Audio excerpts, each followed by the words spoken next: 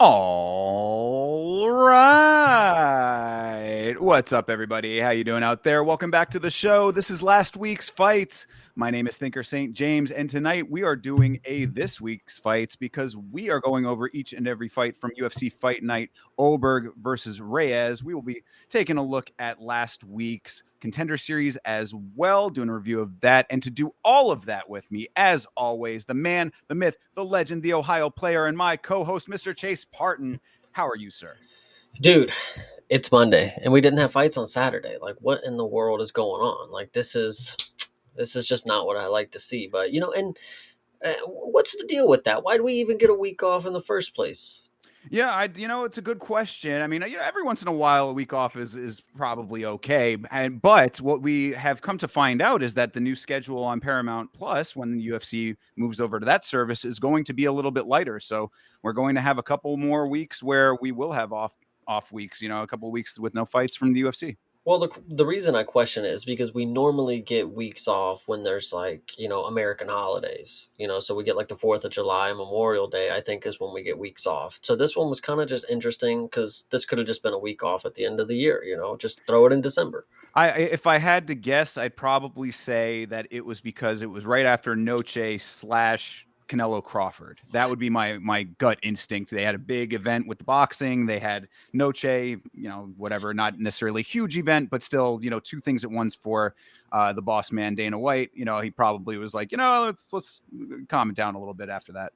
So I actually need to bring it up because we are a sports network, and I think it is part of TKO. So we Yes. do need to bring it up. But All right. WrestlePalooza did have its introduction to ESPN, WWE, Sure. uh, and it was not great. So I just wanted to say that, and then I wanted your opinion on what you think of what does that mean for ESPN? Why wasn't it that great? Like, what's Well, the I mean, I deal? guess that's the question is A, why was it not that great? B, I guess to answer the question before you get into the details of that is, I mean, certainly not a good thing for their first outing on ESPN to not be great. But, I don't know if when it comes to wrestling, I feel like they can get away even with that dynamic, even with their first event not being that great on a new service, they can kind of get away with it because they've got such a steadfast fan base, a loyal fan base that it might be like one of those things that the community might meme on a little bit, but that they're going to just watch the next one too. I mean, they're not going to not watch again. Yeah, and I'm actually not going to get into it, but I Uh, just wanted to throw that out there, as a part of the TKO and the ESPN, dramas that we've been having. I mean, to see that once they lost the UFC and then they basically got a fumbled, project from the WWE, kind of funny. I mean, I think that's kind of interesting. I mean, kudos to them, whatever. Yeah, no, and in the grander scheme of things, you pair that with I guess the Paramount deal remains to be seen. But you pair that with the Canelo Crawford. I just wonder if Canelo Crawford did what they were hoping it was going to do for TKO. You know what I Mhm. mean? I would suspect that it was pretty well watched, but I had seen kind of conflicting reports as to what the actual viewership was. I think that Paul Tyson probably did a great deal better numbers than that. Um, yeah, based on at least what I was seeing. So it's like, are all of these ventures and all of these different things? We got the White House card coming up in a little while as well. Like, are all of these big moves doing what the organization wants them to do for them? I guess is the question. Yeah, I mean, but if you think about it, they are, they do house the two biggest talked about entities when it comes to mixed martial arts and then when it comes to pro wrestling. So they're really doing everything right because we can't stop talking about them, Of not course. necessarily us, but. Sure. No, yeah. I mean, and that's kind of goes back to my point with the WWE anyway. It's like, yeah, whether or not it's a massive success or a, somewhat floundering outing, it's still, it's all within the umbrella of the two biggest players in the game. So what are you going to do? Right. I actually think a good question, just because we're going to have a little extra time here, is other than the White House, now that we're going to see the White House, presumably, actually somebody posted a tweet, saying they're not going to believe this idea because Fight Island never became something.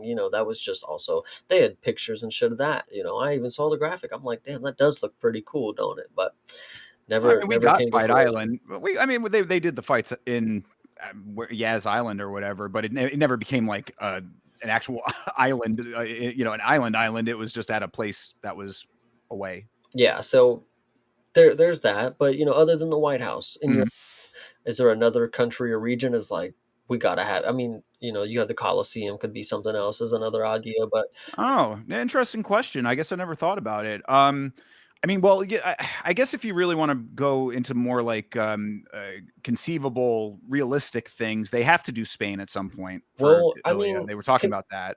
maybe not even just the fighting in the venue, but how they want to do the Lincoln Memorial weigh-ins or like the ceremonial weigh-ins at the Lincoln Memorial. Think of things like that. Like, Mm. we could get, you know, such and such in front of, such and such thing. I don't know, I'll but tell you my answer then. If that's how we're looking at it, Great Wall of China. mhm, That would, I think, nice. be kind of a cool one. Just do it somewhere on the wall. I mean, I don't know how, again, logistically, I don't know how you do that. You maybe have like raised rafter stands next to the wall on either side or something, but that would be kind of neat. I guess, yeah. I mean, any kind of like major landmark, right? I mean, some cool things I could mean, but could you happen. say that, but like, yo, they're not the Lincoln Memorial is what like the UFC is thinking like this is the place that can house something that's going on for the White House. It's kind of I don't know. It's got to Yeah. be.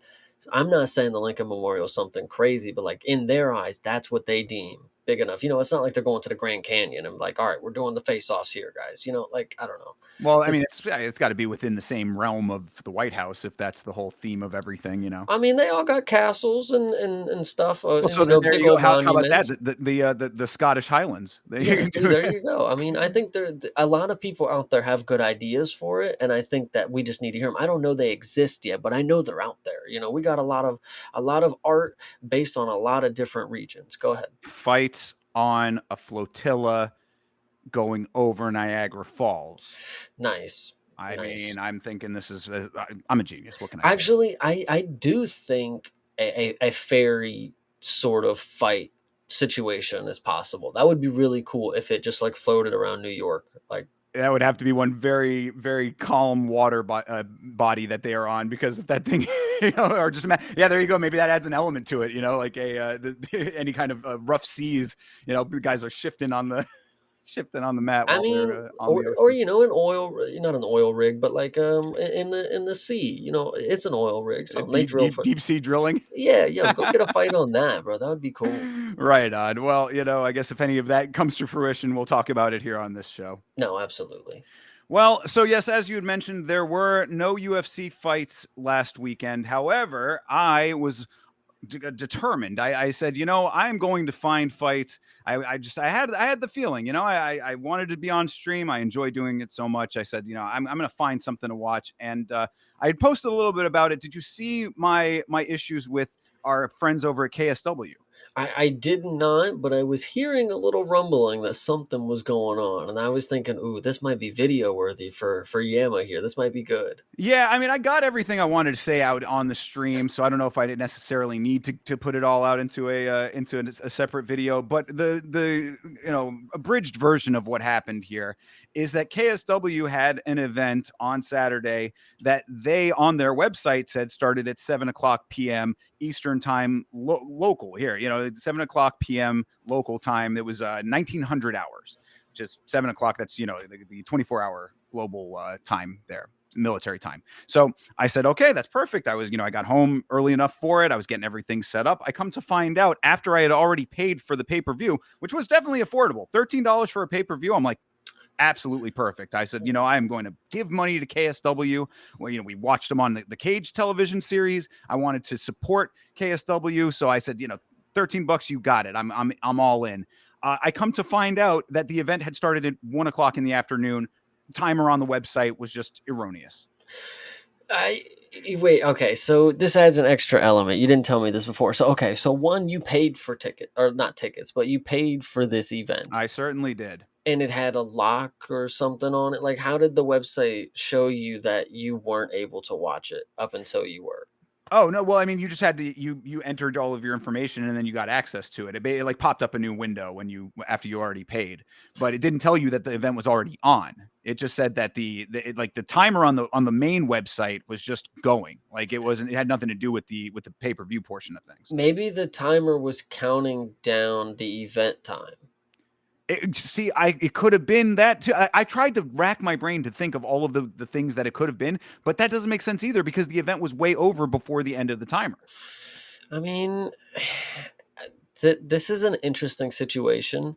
What sucks is that like you were so dedicated to watch this. I mean, you told KSW to their face like I'm going to watch your event.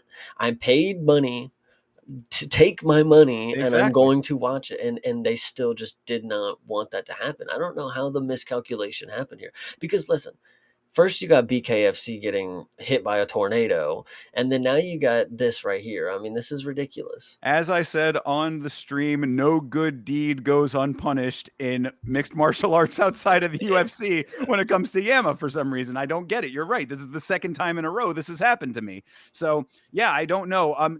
To be fair, the reason I brought it up, aside from that element of it, was I have to say, and again, really in context, I wanted to watch KSW based on us having seen it on the cage.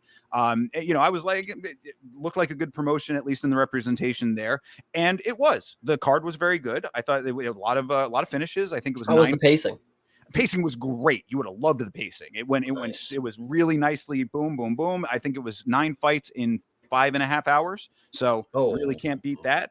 It moved, like everything worked pretty well.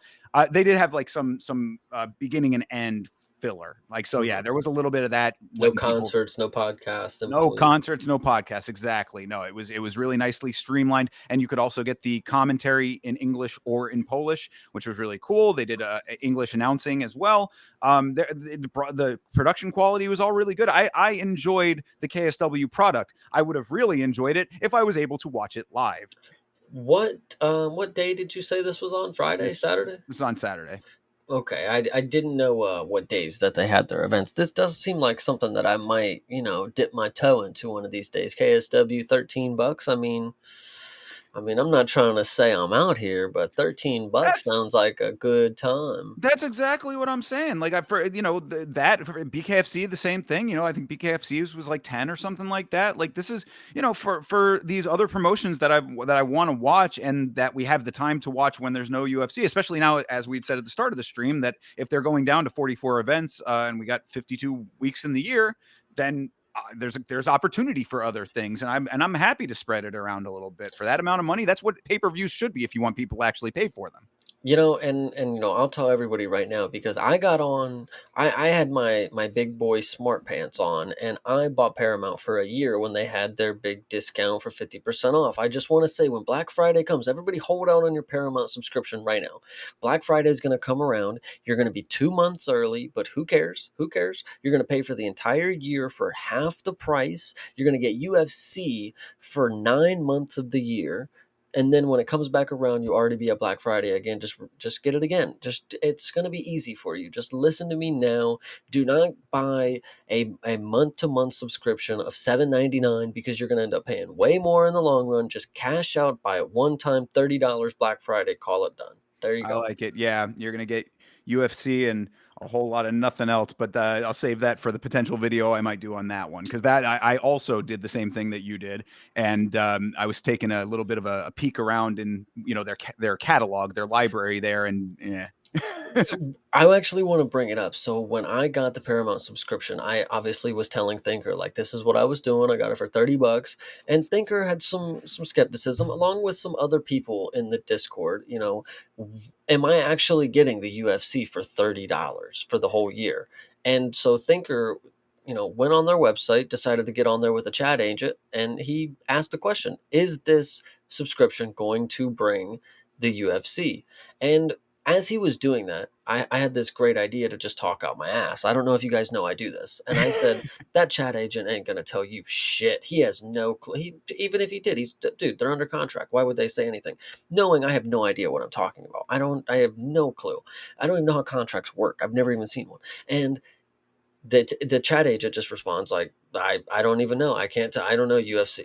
That is Like, no fucking 100% clue. accurate. Like, Yeah, that was really funny. Yeah, I was trying to get to the bottom of it for everybody. You know, I'm the research guy over here. I like to dig in and find out the information, but there was no information to be found, especially not from the chat agent. So yeah. hopefully we're getting the UFC. I mean, hopefully we did the right thing here because again, there is really no. Well, like I said, I'll save it for the video. But in short, there is very little reason to get Paramount Plus aside from the UFC for myself personally, at least. Yeah, I definitely, and I'm going to say it publicly right now, just to make a point, because this is what you got to do to these corporations. You got to screw with the numbers. If January 1st comes and that Paramount subscription don't have me Josh Van on demand, brother, canceled, never. Yeah, for Like, you're real. done.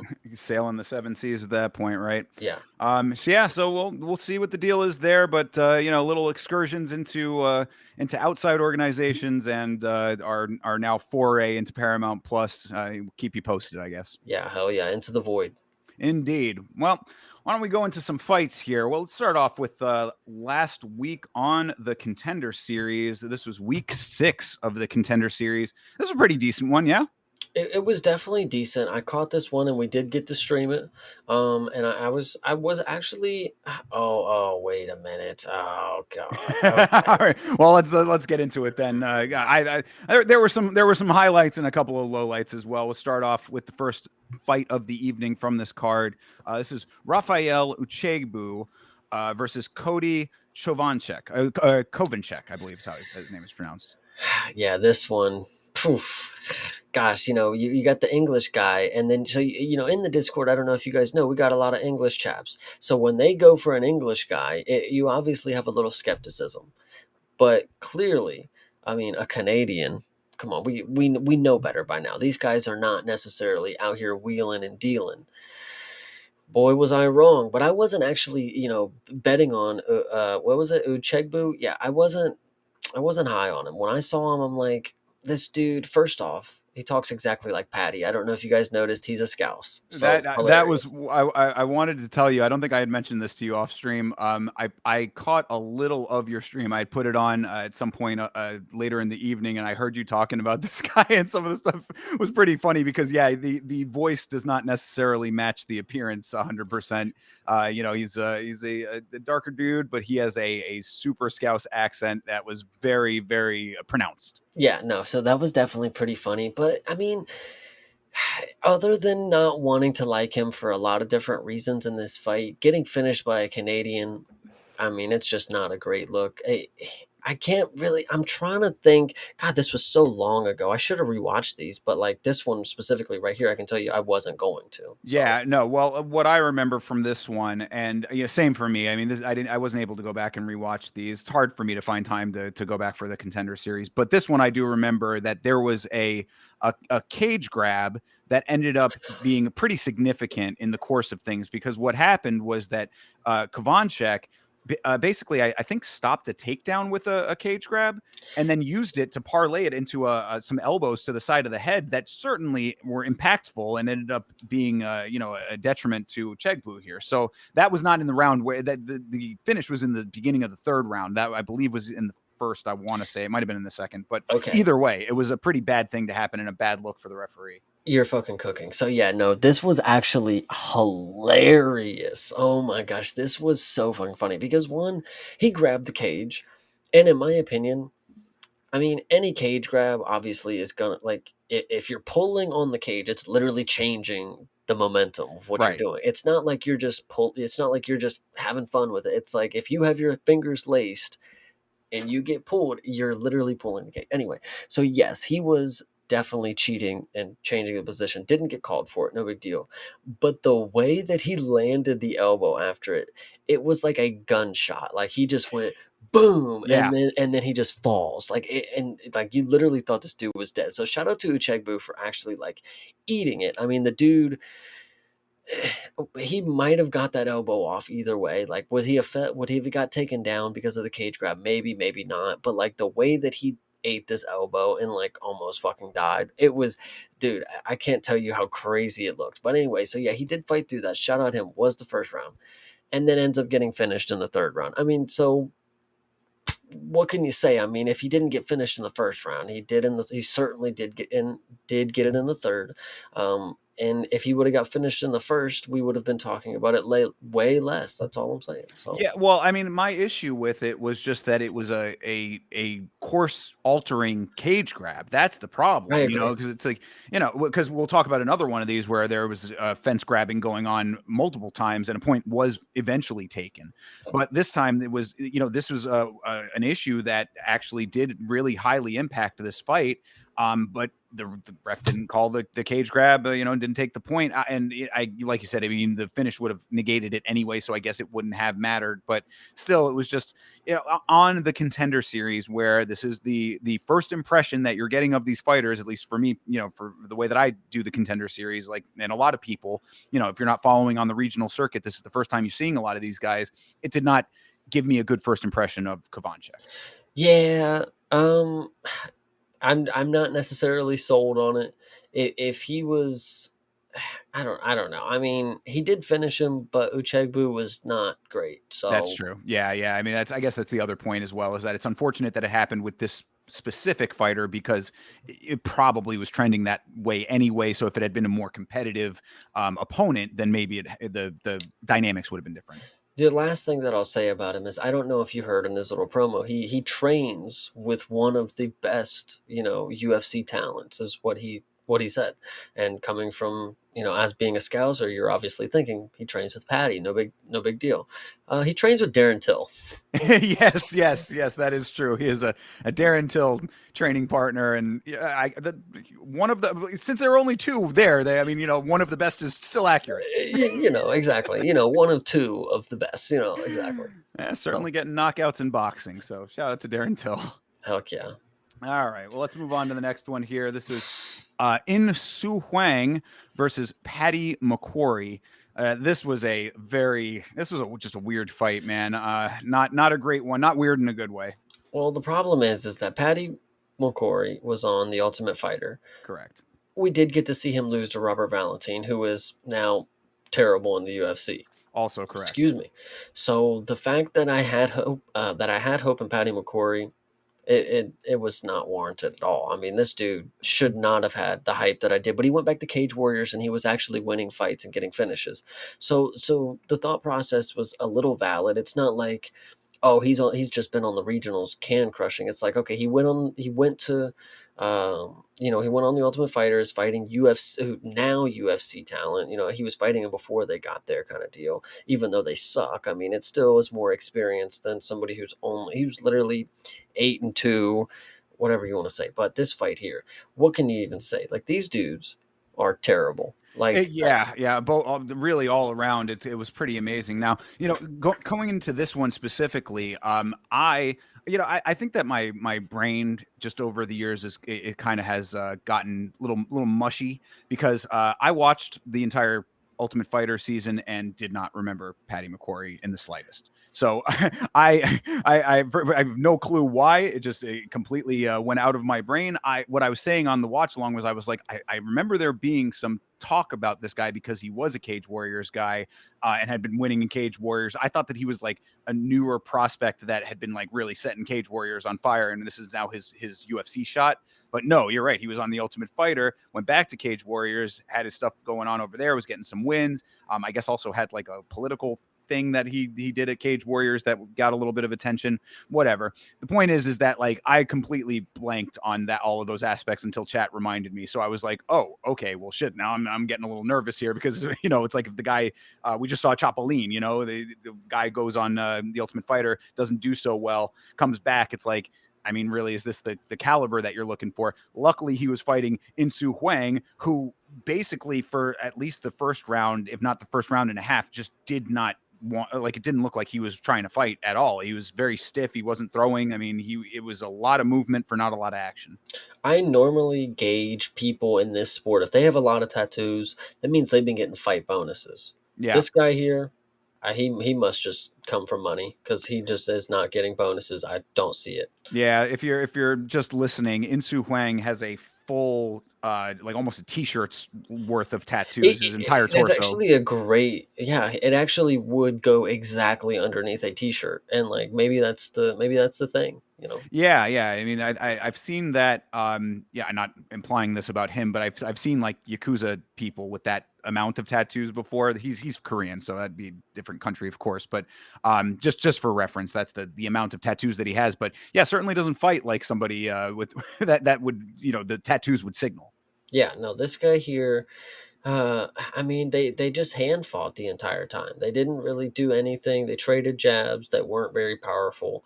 Nobody really tried to initiate the grappling too much. It says Patty had a takedown with a minute and 2 minutes of control time. I couldn't tell you that was true. I mean, they just stood in across from each other for 15 minutes, and it was horrible. Yeah, I think they're counting cage clinching in that control because there was a little bit of that. There was a lot of strafe movement and circling and all that kind of stuff. But man, I mean, there just was not anything of real value here. McQuarrie ends up winning the fight by decision, but he didn't end up getting a contract based on this. And I think that it was completely warranted because this was a very lackluster fight.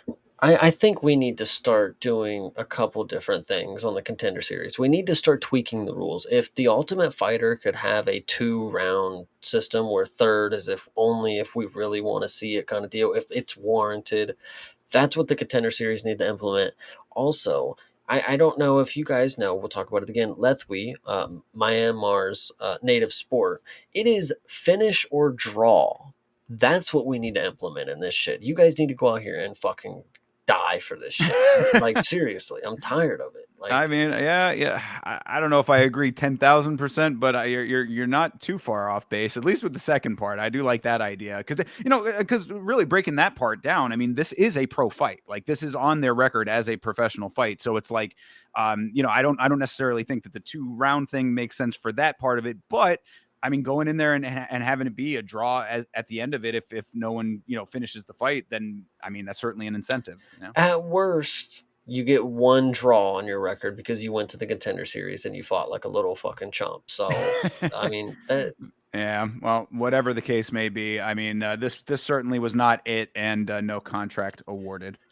Um, yeah, but I mean, and actually, now that I think about it, it's like even if the system that I just said was good, like the draw, if you have a war, like boom, those two dudes still get contracts because Dana chooses all he's got here, Well, that's why and you got to have the regular system.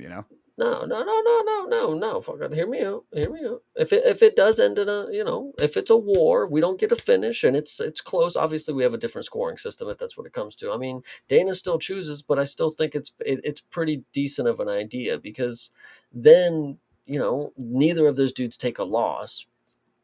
That's the worst part is when you get a war, it's like, well, somebody does have to lose, but they both fucking fought awesome kind of deal. It was close, but if they get a draw, I mean, and they both get a contract, Contender Series tryout was a win. I don't know. I don't know what to tell you. I like that.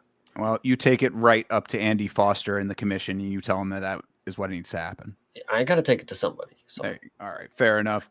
Moving on here. Before we do that, shout out to Didgery Dave, shout out to Tosh, and shout out to Michael. Thank you guys for checking in. Appreciate you guys hanging out with us for the show.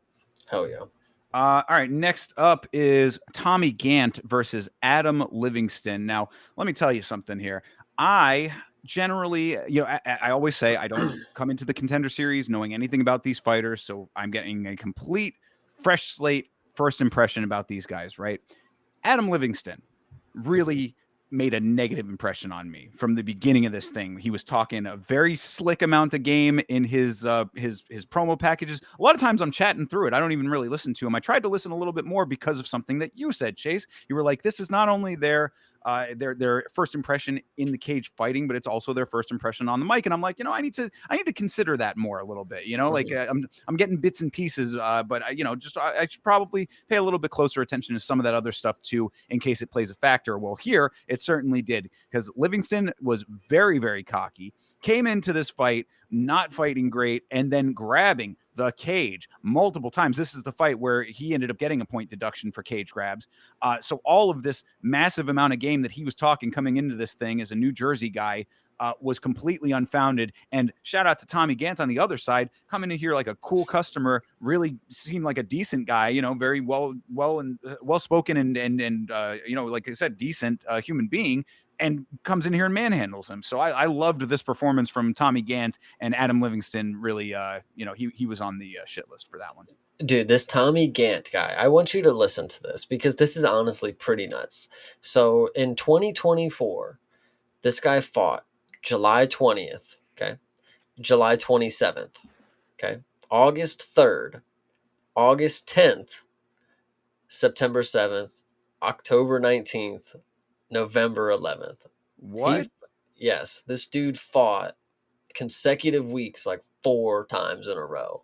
This Jeez, was it like a tournament thing or? No, this is like different promotions too. Like he was just fucking. I mean, this Wow. dude, and that was like going into the fight when people said like he was just like can crushing. He won like 10 fights in a row, like back to back to back to back. Like he was just like dominating these random scrubs. But like here's another random scrub that he just dominated. So I mean, what can you say? This dude's a Chad. So He certainly did do that because I mean he was pretty impressive with his grappling. He ended up getting a submission win here, and he was really working him over. I mean it was a nice display of some pretty high level grappling. I mean high level comparatively relative to the competition, of course. But I thought that he conducted himself pretty well in the cage. Got the sub. I was pretty happy with the performance. yeah, it was a good one. It was definitely a good one. The thing that just stands out is like you were talking about, like Tommy Gant came in cool, composed, and another day at the office type of deal. And like when you look at somebody who's fought 9 times in a year, kind of deal. I mean, he really is just kind of about this fight shit. I think like I do kind of like this dude, like an unsung hero. I believe because nobody's really gonna know anything about that. Nobody really takes that into consideration. Like when you're a casual, like I was at one point, and you look at the records, the dates don't fucking matter. I don't care. I don't care if it was October 12th, 2024 or November 2nd, 2022. It doesn't matter. But when you actually break it down and you understand, like he has to be ready and fight shape ready for these consecutive amount of times and not take damage and be willing to continue to go, like it's pretty fucking impressive. This dude's kind of a Chad. So Yeah, absolutely. Well, unsung at one time, but now perhaps about to be sung with getting a contract here. Be interesting to see what he does in the UFC. Going to be interesting to see if he tries to be that active. Maybe give Kevin Holland a run for his money. yeah, 100%. So yeah, shout out to Tommy Gant and Livingston. See ya. Hell yeah. Kind of how I felt about that. Moving on to the next one here was the name alone definitely made me laugh, even though he seemed like a pretty decent guy. This is Muhammad Ali versus Ivo Baranuski, or Yeah. Barashevsky, I believe is how they pronounced it. But So Polish name. Muhammad Ali, his promo, it is funny, but like I don't know if I'm supposed to like take him serious or not because he gets on there and he's like, as you know, my name's Muhammad Ali. My dad was a real big fan of him, so he named me after Muhammad Ali. And he's like, I'm born to do this. This is what my family wanted me to do. Like, it's in my name, it's in my blood. I'm gonna be just like Muhammad Ali. And then gets in here and gets slept in 20 seconds. Like, this is serious right now. Like, you give anybody a microphone, apparently. Like, oh my gosh. Yeah, But 4-0 is hilarious. But like, I don't know. Ewo, this dude's name is actually crazier now that Ewo is nuts. But dude, he's a fucking Chad. This dude's a fucking beast. Polish power literally exists, and I don't get it, but uh, hey, they are some beasts over there. And at light heavyweight, this dude. These are another set of guys. I mean, 20 seconds. Obviously, we can't tell, but these are more like heavyweights more than light heavyweights. yeah. Um, but he might be able. I don't know. I mean, whatever. I'm down for it. Yeah, So. they were definitely both big light heavyweights in build. Yeah, no, Baranowski, Baranchevsky. I was going through that same thing with the KSW card with the names, and they had some Polish power on there as well. So yeah, you're right. There's definitely Polish power in this world, and these guys are showing it. He certainly did his thing, but yeah, it was funny because one of the commentators even said that with a name like Muhammad Ali, you better go out there and put on a show, and he did not, sadly, but seemed like a good enough guy, so I felt kind of bad for him. But hey, this is the fight game; it is what it I is. I wish we would have got Dean Thomas to say that. Like with a name like Muhammad Ali, you got to go out there and do something with it. Yeah, Like yeah, he for would have sure. been great. Yeah, yeah, I'm sure that he also would have had some choice words for after that fight because Yeah, true. Dean's been coming out of pocket a lot lately, it seems. Yeah, no, I think. By the way, when you say out of pocket, I think I know you're talking about that clip with Uncle Live and Dakota. I I mean, there think was that one, yeah, that's that, an and then older one. I think people okay. have come out to say that that was a very old, but Yeah, I'm I sure agree with that what you're makes saying. yeah, that makes sense that it would be, but also him with Sean Strickland. I mean, he had a lot of stuff. It was odd how much he had to say about Sean Strickland after the Dricus fight. Like he specifically like kind of went out of his way. Like he was on Ariel. Like he went to Ariel Helwani to talk shit. I was just like, what? Geez, where is this version of Dean Thomas coming from? It was just odd. Yeah, and Dean Thomas, he coaches people like currently still, Oh, sure, like yeah, right now. Yeah. he'll corner people when I think Okay. was Okay. it Sam Hughes one is. I think I don't. You might be cooking there. You Yeah, I might be would say cooking. don't quote me on that one, but I mean I think that he will be he is an active coach. Yeah, So and yeah, it was just then strange. so, um, yeah. Either way, I think this fight was just 20 seconds of nothing. Muhammad Ali is a goofball, and if you ever see him, just know that he's not it. Yeah, So. and also, if you didn't see his name spelled out, it's not spelled the same as Muhammad Ali, so it's like Muhammad Ali wish version.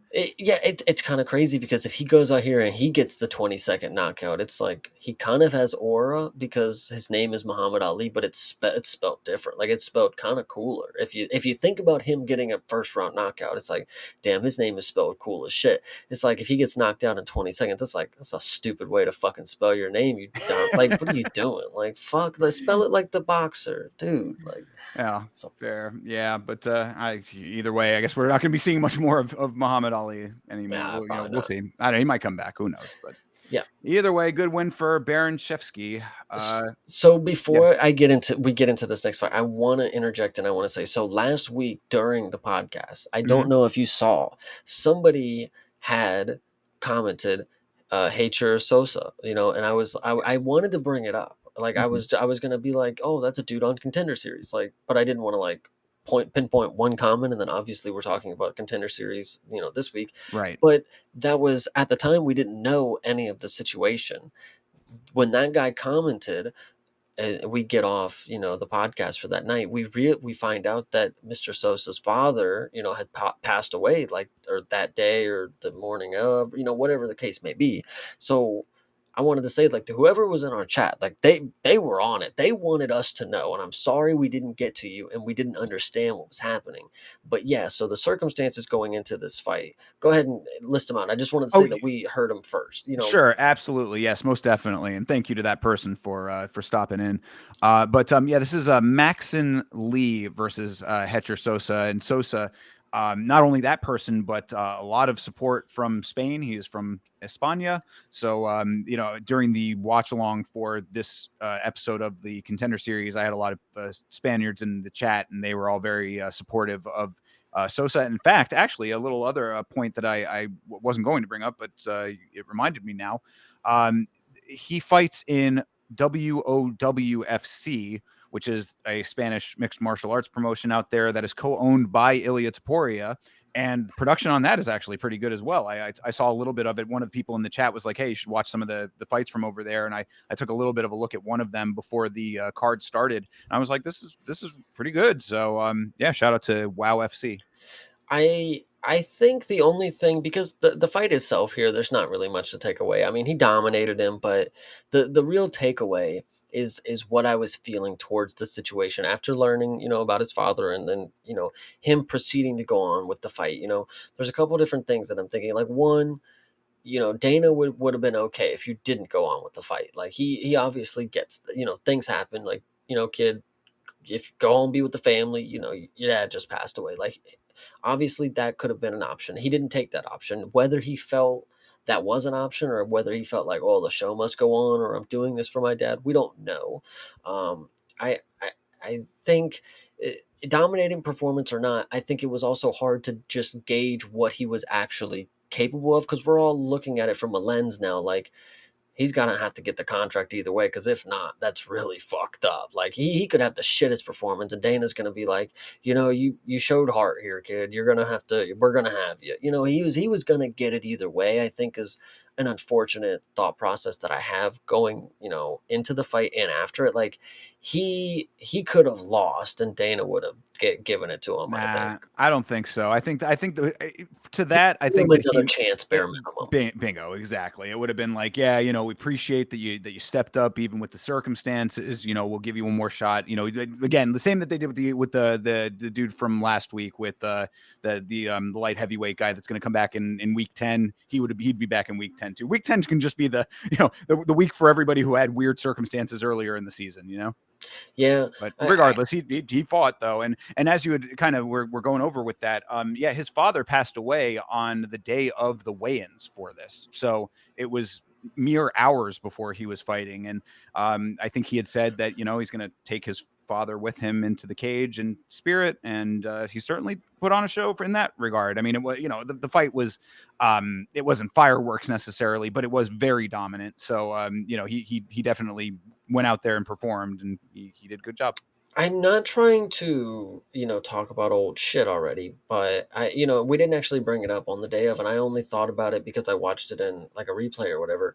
Cedricus Dumas's coach, the guy who was actually going through some cancer treatments as well. Yes. I don't know if they said he was done with his treatments or something like that, but they did make a point to bring him up. And I just wanted to say, speaking of, shout out to him. That just I don't know why I thought about him in this situation. Just talking about passing away and things like that. Like that dude's battling, and Cedricus Dumas got an inspiring person next to him, and he's just like again the biggest piece of shit ever. I just wanted to Yeah, no, say I couldn't agree more. And as somebody who went through some pretty prolonged medical stuff, where it was like ongoing things that you're having to like try to have a normal life, but also still dealing with medical things, like I know, and like trust mine were not as bad as some of the things that these people are dealing with.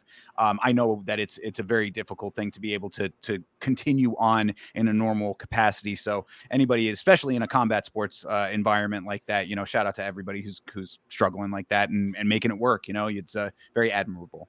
yeah, for sure. So Sosa, I do hope that he's gonna have a decent career. I mean, it's an inspiring story for sure when you look back, but when you watch the fight itself, I mean, if we're gonna be honest, call spade a spade. I mean, Yeah.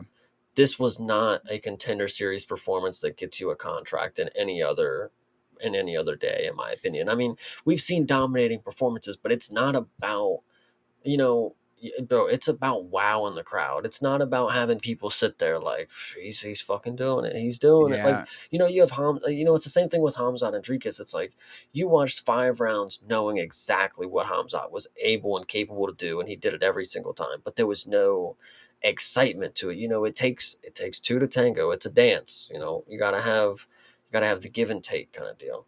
So Yeah, and I think that was kind of what I was gonna be getting at as well. Is that like it's unfortunate with this fight specifically because Lee, he was probably finishable. I mean, like maybe not. Like he definitely took some shots. I mean, Lee was first of all, Lee is it was brought up in the watch along chat. He is a very skinny dude. Like he is kind of like emaciated looking, like skeletal, one might say.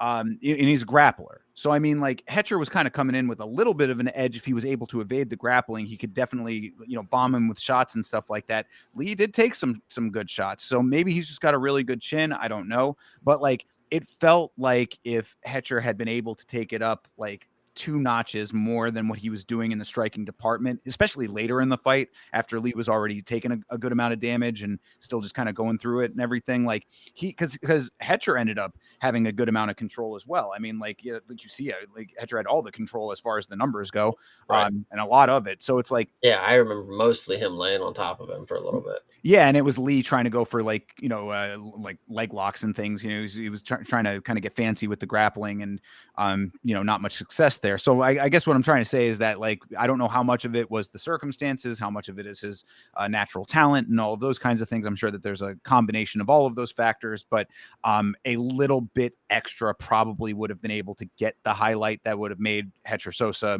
a little bit more of like a wow factor. Obviously everything is as it is, so we're gonna have to see how he does in the UFC, but solid performance, decent quality of performance, all things considered. As far as the Contender Series go, yeah, maybe a little bit lacking.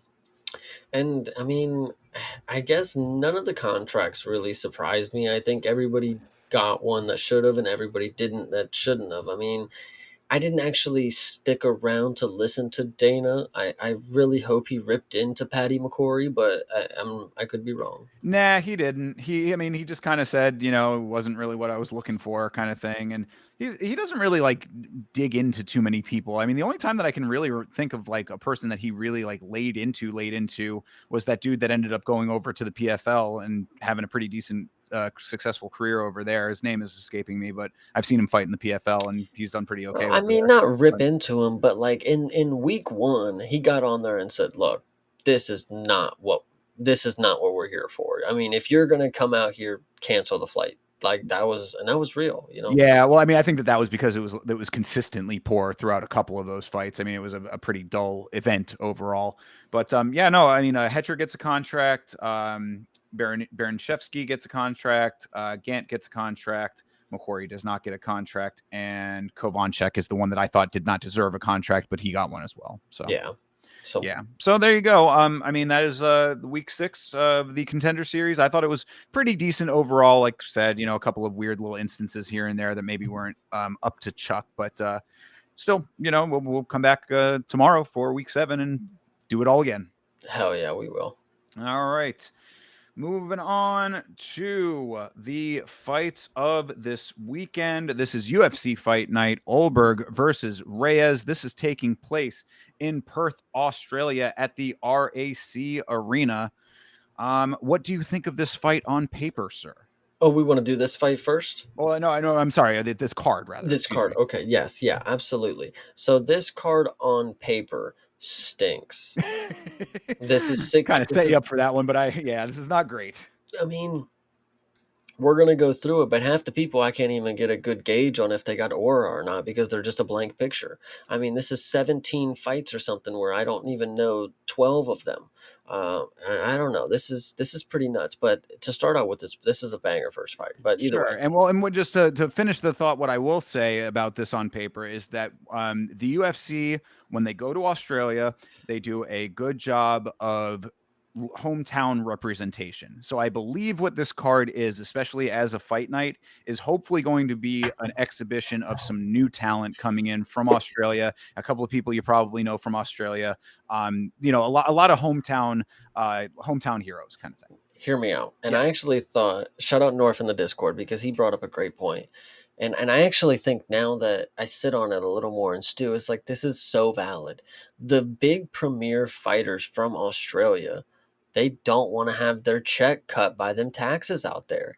That's why you get these cards full of fucking bums. And they gotta be 16 fights, is because they're not gonna get Volk, they're not gonna get JDM, they're not gonna get any of the other big name people that will fight for a belt inside their country because they're gonna get all their money taken away from them. But Is that a thing? Is the tax really high on the fighters out there? I Or? I remember thinking that, but Norv kind of confirmed it to me by him having the same opinion about it. Like I think that is a big thing that they have some tax rates out there that are kind of fucking them over. No, I'd have to look into that. That's actually an interesting element of it, if that's the case. But I But think that's valid. I mean, there's no wonder they have to get extra fights and they have to do it on the US times and they have to do it, without all the big name people and and pay people on debuts that you've never heard of.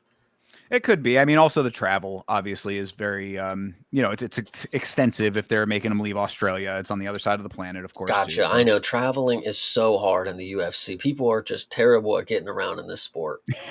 yeah, I mean, they are going to like Qatar and all these other places as well, I, right? I So mean, dude, they're on planes every fucking day. Like, I don't know. yeah, no, I know. It's true. I mean, I guess you want to give the hometown crowd, hometown people. That certainly makes sense. So, but I don't know. Okay, But when in you say any about other the case, you backstory, want to give the hometown people the stars, like you want to give the hometown people the hometown stars. well, But but in the case of Australia, we'll just give them hometown bums, but the like problem there though is that their big stars are big stars. That's the thing, is that, like, with when the pool is larger, you get a lot of people that are more like, if they had a larger pool of talent, then you'd have more of a range. But you have like the cream of the crop at the top, and then a lot of people that are not even sort of circling that just yet. there's no difference between four of the fights that we're about to go over than four of the fights in Dan Hooker's backyard. Like like there's literally no difference. It's like they're people we've never heard of. They're probably not necessarily in fighting professional shape because they haven't even been through the ringer. Look at the dude right above 4-1. Well, Are we for I'm good. real? Look, I got the details here. I'm going to go over it, and I'm going to change your mind with some of the details that I got. How about that? I'm excited. All right. Well, and let's get into it. Shout Okay. out to Sigma. Was talking about you a little bit earlier, Sigma, with some of the stuff we were talking about the Contender series. We already went over that, so you can go back and watch the VOD for the for our coverage of Week 6. Hell yeah. Starting off this card, though, here, UFC Fight Night, Ulberg versus Reyes, the first fight of the evening now, anyway, since they changed the order of the bouts. It is Luma Lukbunmi versus Alexia Thayonara. This is a women's strawweight fight. Lukbunmi is 10-3. She is 4-1 in her last 5. Her wins are unanimous decision wins over Estela Nunes and Bruna Brazil. She got a sub win over Elise Reed and another unanimous decision win over Denise Gomes. Her loss was to Lupi Godinez, and that was a unanimous decision in that fight. She's kind of a decision merchant in general. 8 of her 10 wins were by decision. On the Thayonara side, she is 12-1, 1-0 in the UFC after a UD win on the Contender series. She has a sub win over Molly McCann. Lots of subs on her resume. She has 8 of them, to be exact. This fight it's unfortunately it's interesting to me because I understand that what I've seen with Luke Boonme has been very progressive.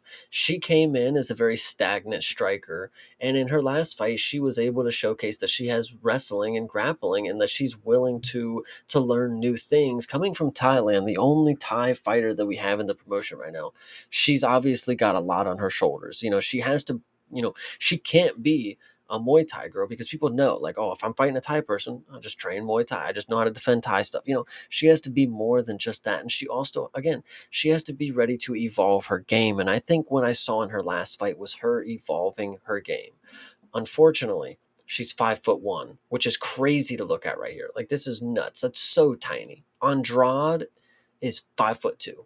I like that. So this girl's tiny. So that's always going to be going against her. And then Alexa Thayonara, as we already said, she's a fucking finisher. This girl's kind of a Chad. So Loma, I really do love you, and I think the game is progressing. This is just a very dangerous fight for what you're wanting to achieve in this career. And I know we talk about, same with Diego Lopez with Sadiq Youssef. That's the main example that I can think of. That's a scary matchup.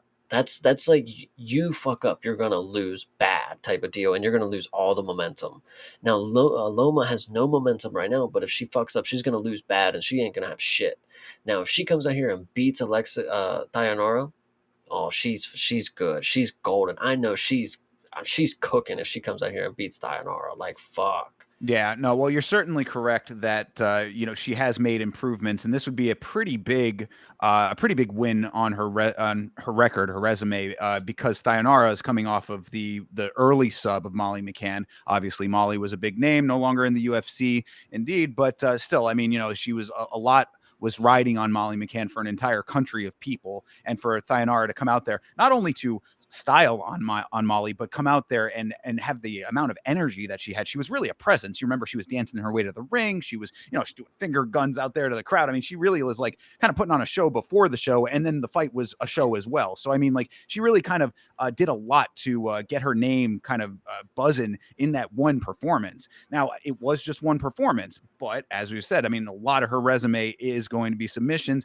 Luma may have made some improvements on the ground, but I just don't think that it's going to be enough to overcome the pre-built amount of skill that Thayanara is going to be bringing to this fight. So Luma's going to have a big hill to climb here, and I'm just a little bit skeptical that she's going to be able to achieve that. This one, this one's just not going to go to Luke Mooney, and I hate to say it. Yeah, exactly. Same. I want to believe that if Thayanara tries to keep it on the feet for some reason, then of course Luke Boomy will have some success there. Maybe if she's able to come out early and aggressive, I say that a lot, but it remains one of the most important elements of a fight, in my opinion. Coming out wanting to win the fight from the very start of the thing, she might be able to get some striking that gets Thayanara off of her game. But I just feel like Thayanara has a confidence that she's just going to be able to flow with it. You know what I mean? It's not Yeah, going to rattle her. And I certainly don't think that she's going to be necessarily intimidated by Luke Boonmi, who she has 3 inches on, as well, as you'd mentioned. So it's kind of a tough spot for Luke Boonmi, and it sucks because she is doing a lot better. She has made improvements fight over fight, but this is going to be a really big challenge. And I think that Thayanara is just starting out on what will eventually be a pretty decent career. yeah, I definitely agree with that. She's going to be pretty solid. Yeah, and I mean, and another one of those things where it's like fight over fight. If you continue to build a little bit of a cult of personality with being a bit of a personality yourself, then the name value, the recognition, the narrative, as we say, kind of starts writing itself. Thayanara is early in writing her narrative, and I think that a win like this, it plays into the next phase of that process as well. Yeah, definitely. So, and we'll see how that one goes. All right. So this fight here, this is two if you're not watching, this is 2 gray images here. No pictures for either of these people, but I will tell you why. Okay. This is Brando Perisic versus Alicia Ellison. This is a heavyweight fight. These are both male fighters. I remember us on our last episode saying we didn't even know what sex these individuals were, but they are both men, and it is a heavyweight fight. Perisic is 4-1. This is his UFC debut. He has 3 wins by knockout, 1 by sub. His loss was by sub. He's a kill or be killed guy. He has a 100% finish rate. Ellison, 5-1. Also his UFC debut. Also, well, not also, but 4 wins by knockout. So a lot of knockouts. 1 sub. So also 1 sub. His loss was also by sub. Kill or be killed, also 100% finish rate. So this is a very even fight on paper. You got a dude with 3 knockouts, a dude with 4 knockouts. Both have a sub, both have lost by sub, and both have 100% finish rate. This one, the fact that it's heavyweight, and we got 2 dudes that we couldn't even tell if they were gender specific. Like it's Yeah. Who knows what's going to happen here? You would think that it's going to be a finish, but we've been likely to get some heavyweight decisions lately, and I don't know what that's been about. But maybe Dalia, maybe he's been the one that's going to turn the tides, and we're going to get a finish here for some random heavyweights. Well, and that's the thing, right? I mean, I think what. These 2 dudes are definitely, well, at least the one is definitely from Dan Hooker's backyard. If he's a heavyweight, dude, if it's not just like some random bantamweight out of Australia, if it's a heavyweight on this card, 100% out of Dan Hooker's backyard. 100%. I would probably agree. And yeah, shout out to Dan Hooker for continuing to do the 1-minute fights in the backyard thing that he's doing. He's got his own little incubation system that he's cultivating down there. And it's actually, I mean, I have not watched the most recent one. A shout out to Didgery Dave, who was in the chat earlier. He posted Dan Hooker's most recent bout of that. It wasn't in the backyard this time, but it's the same concept, 1-minute fights. I want to watch that actually. I'm thinking about maybe doing a stream this week of just hanging out and doing kind of a chill stream to watch that. But Dan Hooker is doing the damn thing down there. So you're probably right. I mean, this guy, granted, he does have a pro record. I mean, like I said, 4-1. He's been in actual organizations doing his thing, but he is from Australia. He is a heavyweight. So it is certainly conceivable that he is out of Dan Hooker's backyard. I'd love to think so. But what I was going to say, too, is that this is a continuation of what we have been seeing with heavyweight for quite some time now. They're trying their damnedest to get heavyweights from wherever the hell they can. I mean, I guarantee you that if there is a heavyweight lurking in the jungles of, Mongolian jungles that has never seen the light of civilization before, they're trying to find that guy. You know what I mean? So this is what this is, I think. Now, I mean, Ellison is from the United States. Brando Perisic is from Australia. So, I mean, I would think that both of these guys probably have the accolades to their name. They are both kind of lower in their amount of fights, but yeah, I mean, I think that this is exactly that. It's we're trying to hopefully find some more talent to fill out this heavyweight division. They're aware, you know what I mean. The organization is absolutely aware that heavyweight is in shambles and has been for decades now. It feels like so. We'll see. Hopefully, we do get a knockout. Hopefully, we get some. I would like to see well-rounded mixed martial arts. That's what I want to see out of heavyweight. I want to see people who can grapple as well as strike. I want to see people who have a gas tank. Give me an actual MMA fighter at heavyweight. I'll be a happy guy. Yeah, you're not going to get that. And I hate to break it to you. I've been asking the same questions. Like, why can't we get, a lot of the basic things that other weight classes have built into their fighters? Why can we not have a sliver of that in heavyweight? Why is it always just run out of gas and throw big slugs? Like, why is it, how is there not an evolution to heavyweights where they have gas tanks by now? Like, what? I don't get how there's, such a skill difference between flyweights and heavyweights. Like, they're all fighters. They all could have the same opportunities to learn the same things. They just A don't, or B can't for some reason. Like, I don't know what it necessarily is. If you told them that like they can't, then they'd be like, well, so we can all do the same. It's like, well, you're not necessarily doing the same stuff though. Yeah. So I don't know. Well, I think that what I mean, physiologically at least, I mean, it's the fact that they're carrying so much weight on the frame. Obviously, the gas tank is going to be different, but that goes out the window when you see someone like a Jailton Almeida who's able to be athletic and still be big. So I don't get it either. I mean, I think that shout out to ITP MMA who did a kind of a one of his videos had a little bit of a breakdown on heavyweight, and what his what his theory was, is that if you're as big as these guys, you're going to go play at a different sport where you don't have to get punched in the face.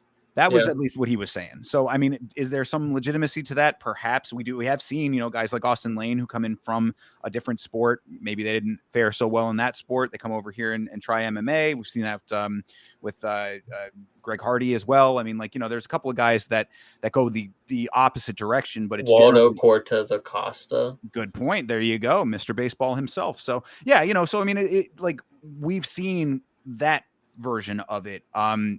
I guess then that maybe it does track. It's like if you have the ability to be a huge guy and use that more effectively, especially Go in the make United. millions in the NFL. Bingo. That's because it literally took the words out of my Take mouth. more brain damage, but Yeah, wow. Yeah, that's I guess that's a different conversation. But yeah, if you're a huge dude, especially in the United States, yeah, go be a linebacker. It's a lot more money, and you don't have to get punched in the face, as I said. So it's a I think that's really what it comes down to. But that is on the promotion. Find the guys. Yeah. They're out. If you have as many as you have right now, and the sport is bigger than it has ever been, they have to be out there somewhere. True. I So, agree. or continue to do what you've been doing and poach them from other organizations. I'm not necessarily a fan of that. I'm not advocating for it, but the UFC is ruthless. So it's like, go take all the PFL's heavyweights. Yeah, UFC. I don't know if you're listening, but the PFL have this heavyweight. His name is Alexander Romanov. His nickname King Kong. He's pretty good. Yeah, we'll see if maybe they can course correct on that one, huh? All right. All right. Anyway, This yeah, fight. Yeah. These let's move on here. heavyweights. Yeah. Thankfully. All right, so we'll see what happens with that. It could be, what cards on paper that are not always the best sometimes turn out to be absolute bangers. So hopefully that'll be a good one starting this thing off early. Okay, next fight up here. This will be speaking of PFL. So this is Michelle I think it's Montague. And then Michelle Montague versus Luana Carolina. This is women's bantamweight. Montague is 6-0. This is her UFC debut. She is coming over from PFL. All 6 of her wins are by submission. Carolina, 11-4, 3-2 in her last 5. Her wins are over Lucy Pudilova by unanimous decision, Yulia Stolyarenko by knockout, and Ivana Petrovic by unanimous decision. Her losses are to Joanne Wood by split decision and a knockout over Molly McCann. What I actually want to say real quick before we get into this is I'll interject and say that when I was watching the one card, or I was watching a rewatch of the one card, and the first fight was a woman from Australia named Kim Tran. She was very fucking good, and it was her debut in one. Here we are with the Australian card. Why couldn't we get her? Huh? I mean, different promotions are going to be offering different amounts of money. A lot of times, fighters are trying to go to the UFC for the prestige of it, as opposed to the money aspect of it. Sometimes it feels like, especially when you're that early in the game, one might have just been offering more. Well, and so either way, the reason I wanted to bring her up is 'cause I'm curious if this woman trains with her, but I see she's from American Top Team, so she's obviously going to be, cookie cutter, whatever they grow over there. So 6 wins, Montague is from American Top Team. looking at it right now. Interesting, because she's from New Zealand. So yeah, that's I guess she moved over to ATT. Everybody trains at ATT. I mean, it's True, the greatest gym in the world, says of the course. Scottish fighter. So, I think this one's interesting. 6 wins, all by submission. Very, very interesting because I'm kind of high on the Australian women, but obviously she's New Zealand and she doesn't train with Kim Tran most likely. But I, I, I would like to believe that she's going to come out here and be the next Jacqueline Amarine and get a submission in her debut. They gave her somebody that she obviously can sub in front of the home crowd. It's gotta be.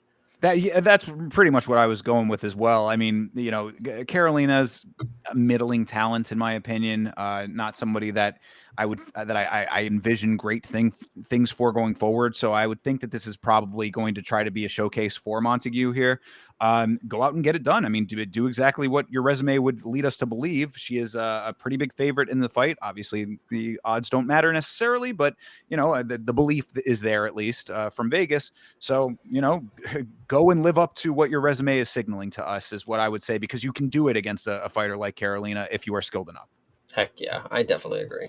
Yeah, but we will see, because I mean, as I said, she PFL, her, all wins there too. We know that fights in other promotions don't equal up to what you get in the UFC, but she has had a bigger platform than somebody who's just coming in straight from the regional. So I guess hopefully that'll also play a little bit of a part. Right. All right, moving on here. This is Colby Thickness versus Josias Musasa. This is a bantamweight fight here. Thickness is 7-1, 0-1 in the UFC. His losses to Alexandre Topuria, Alexandre Topuria by unanimous decision. He was perfect before that. His wins were via 2 subs, 2 knockouts, and 3 UDs. Musasa is 8-1, 0-1 in the UFC after a split decision win on the Contender Series. His loss was to Carlos Vera by sub. Perfect before that. 7 wins by knockout before the Contender Series. I'm definitely not putting any stock into Musasa because what was it, Carlos Vera? No, yeah, Yeah, Carlos Carlos Vera. Vera, yeah. He's not that great. He's a capoeira guy, and he literally got a submission on Musasa. And I'm, but in the other way, I mean, Colby lost to the other Taporia guy. I mean, is he really that good? Because the other Taporia guy is like mid at best. I've seen him fight, so I don't know. This one's a tough one because they both kind of suck. But I would actually take Musasa. I think the easy favorite is kind of nice. Yeah, I mean, this is why this is good matchmaking, is because it's like both guys are sort of not living up to the expectations. I mean, Thickness was coming in as a training partner of Volk. That was his big selling point of why he ended up in the short notice, because that fight with Topuria was short notice. Hmm. So people are saying, oh, full camp could be completely different. And if you remember, that fight was very close. I mean, I thought he kind of won that fight personally. If I recall, I'm pretty sure that like if I didn't think that he won that fight, it was very, very, very close. Unanimous decision, but I it's mean, it okay. might have been, but either way, I don't, judges Right, I hear decide, you. whatever. When it, so I thought that he did pretty good in that fight, especially on short notice as a dude coming in, without a lot of experience under his belt. Musasa, we've seen. I did not feel very strongly about him on the Contender Series. Yeah, Obviously, you just lost. said split decision. Like, what the hell? How did he get a contract? Yeah, bro. I mean, it was because people said it was such a good fight. Dude, I don't understand where this glazing and this cult of personality around Musasa is coming from. Because I'm telling you, I feel like I'm in the twilight zone whenever this guy gets brought up. People were bringing him up in the chat on the watch along on Saturday, saying, "Oh, Musasa is going to be easy money. This is such a slam dunk." I'm like, what are you basing this on? When we saw, if you're going off of his record before the UFC, fine. I get, yeah, he does have a lot of knockouts on there, but who were those people? I mean, this dude, I guess part of it is because he's from the Democratic Republic of Congo. So it's like, Little maybe, mystique. Perhaps a little bit of that. I mean, African power, developing African countries in the sport. They're trying to do incubators in Africa now. Whatever. I think that all, if you really break it down, is it all goes against him. Africa is still developing in this sport in a lot of ways. I mean, a couple of the guys who who are like the quote unquote African kings of this sport all trained in other places. So I'm just, I don't know. I've not ever really saw anything out of Musasa that has been like, man, that guy is next up and he's definitely going to win this fight. Just because I think it'll be funny to hear what you have to say. I don't know if you saw John Jones released his Ancestry.com DNA results on Twitter. No, I did not. What were the results of that? It was like 46% Nigerian, and then English was on there too, which was kind of funny. Like, Well, did the test results pick up any picograms? it did not pick up any picograms. No cocaine showed up on there either, though. So you could tell that he had this, doctored a little bit. But Yeah, I guess so. Yeah, he had to have his ancestry results doctored. That's funny. Yeah, no, I did not see that, but okay, great. I guess John Jones doing anything but fighting. what John Jones doesn't know is that that's the only way that they could get him to actually submit a clean test. They're like, John, Ancestry.com, we're going to get you the results. And then they're like, this is a P test. Don't they normally do something else? They're like, no, John, just get it, submit it. Good. Well, yeah, we'll give you back those results, and then we're going to get an accurate makeup of what's actually in that system of yours. Oh, yeah.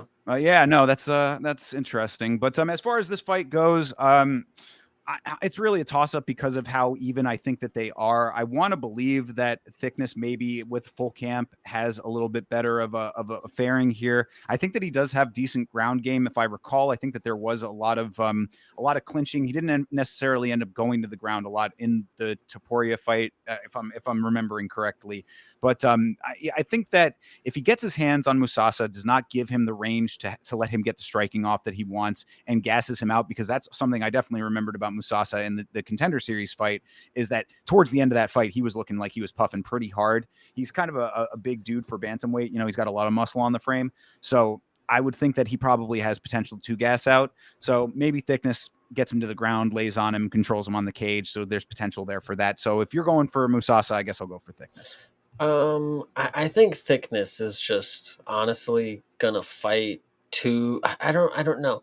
I feel like he might be just a little too confident that he could take shots from Musasa and then he's just gonna get chinned instantly, or he's gonna fight too scared. And I'm picking both options here. He's gonna fight too scared and he's just gonna like be way too at a distance for strikes, and then he's just gonna shoot from way too far out. I don't know. That's the way that I'm seeing it play out, is one of those. I could, if we're going with like speculation on that kind of stuff, then one thing that I would think on Musasa's side of things is that after having a split decision to get yourself into the promotion, and B, getting submitted by Carlos Vera. Now, I mean, Carlos Vera is a second time around the sun kind of guy, because he was one of the dudes that was on the Contender or the Ultimate Fighter, excuse me.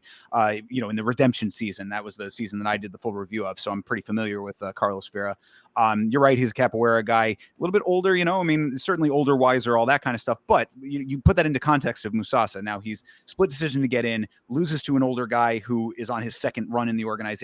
There might be a little bit of a confidence issue going into this fight. I would possibly think. But that's determining, or that's going to show you if he has a good team around him. I mean, if he comes in with confidence, I mean, they've got him ready to go, that he can be on the top still. One loss is all you needed to be great.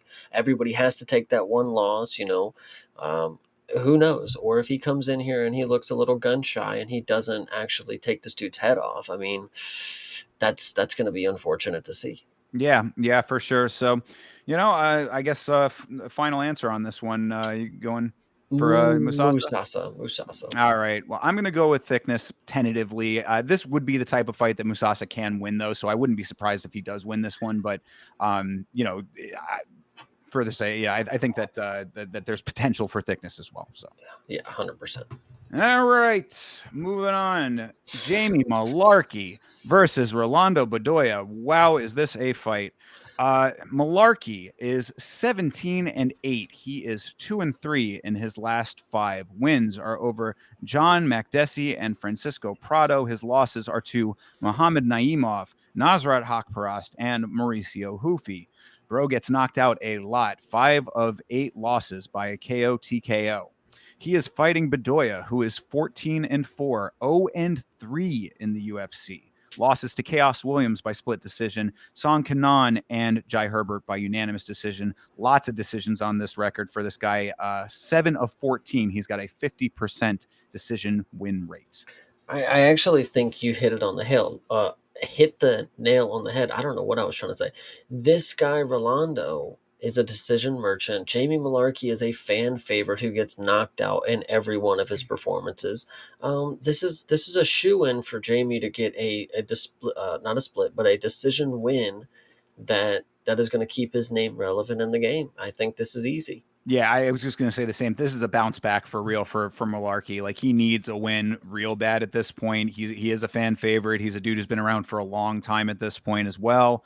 I honestly I didn't realize how long he'd been around. I mean, he's been in the UFC for quite some time, with a very checkered record. You know, I mean, Yeah, the fact that you said he's won two in the last five is nuts because I've personally seen his head get destroyed three different times. when he loses hard. You know, it's one of those kinds of situations. It's an unfortunate deal for him because it's like one of those things where like the wins get overshadowed by the significance of the losses.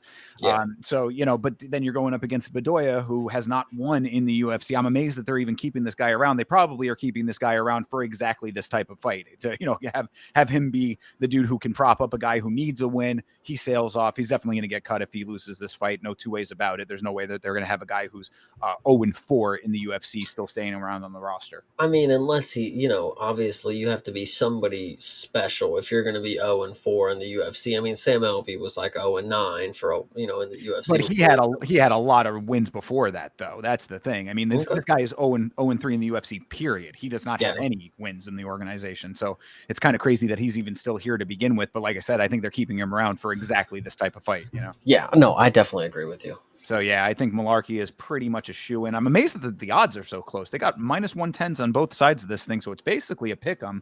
I mean, I don't know where that's coming from, considering that Malarkey, when he's on, he's not bad. Like against an opponent like this, he should be able to go out there and do a pretty good job. I would be saying that it might be a decision. I think he might be able to knock him out, possibly.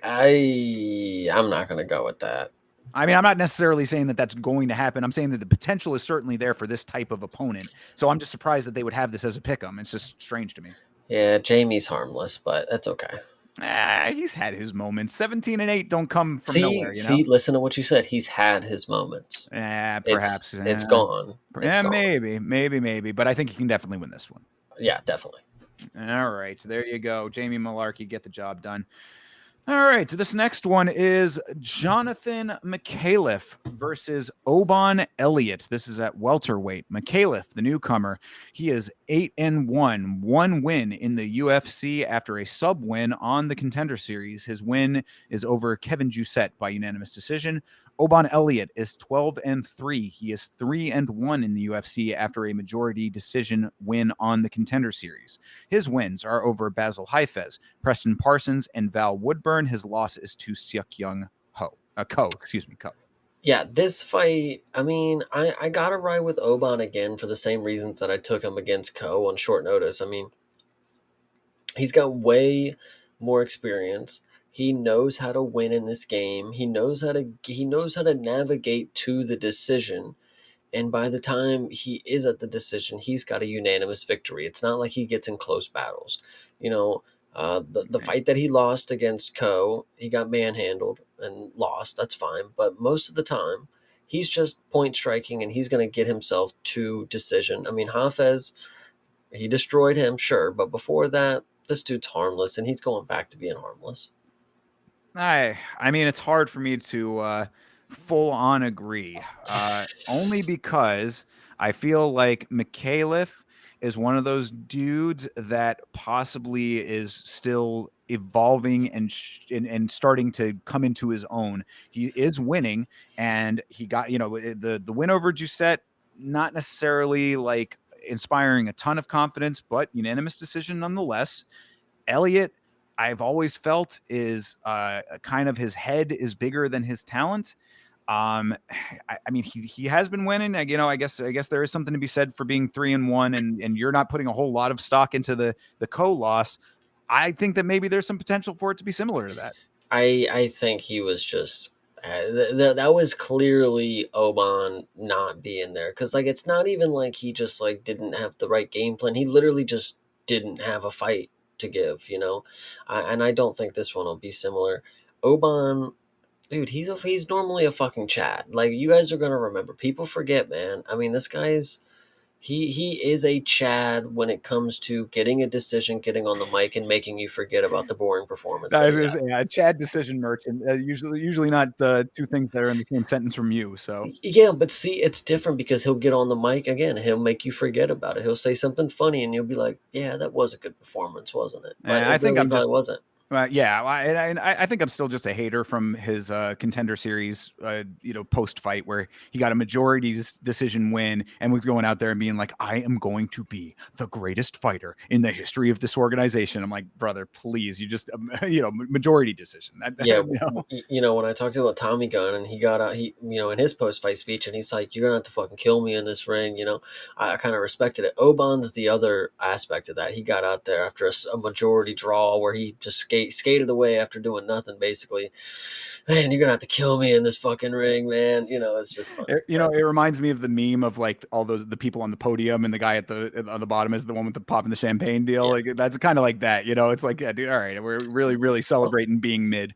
yeah, Um, for sure. I guess to my point is that like Mikhailov, I don't think we've seen enough to think that he could not get the win here. So I think that's why I'm going. I'm siding a little bit more with him. I think there might be more to him than what we have seen so far. This is a good fight for him to show more if there is more there. So I mean, at least give him the benefit of the doubt based on what we've seen.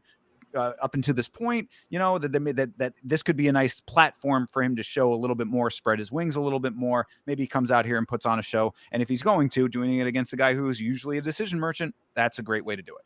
I'm still sticking with Oban on this one. All right, I'm valid. Well, there you go. Then, as always, if you are listening along out there, we are streaming on our individual channels. You go to the channel of your choice and like the person who you think has the better takes on these. Hell yeah. All right, next fight up is Cam Rouston versus Andre Petroski at middleweight. We had said on the last episode of this show, why are they doing our boy Andre Petroski like this, being so far down on the card? But Cam Rouston is a newcomer here. Rouston is 12-3. This is his UFC debut after a win on the Contender Series that was by knockout. He's on a 4-fight win streak, including the Contender Series win with 2 subs, a knockout, and a UD. Last loss was to Torres Finney on the Contender Series, so one of those guys who came back and got a knockout in his second go around. Petroski is 13-5, 3-2 in his last 5 wins over Hidalgo Vieira, Dylan Budka, and Josh Fremd. His losses are to Edmund Shabazian and Jacob Malkoun by banging his face into Malkoun's hip, if you recall. Yeah. This one again is the same thing with same story as with Oban. I mean, this is a guy who barely could get into the promotion because he couldn't beat Torres Finney. And he even said in the promotional videos for getting, in his last Contender Series about that he was like frustrated with Torres Finney. Like all he did was hold him down. He just couldn't do anything when he was there.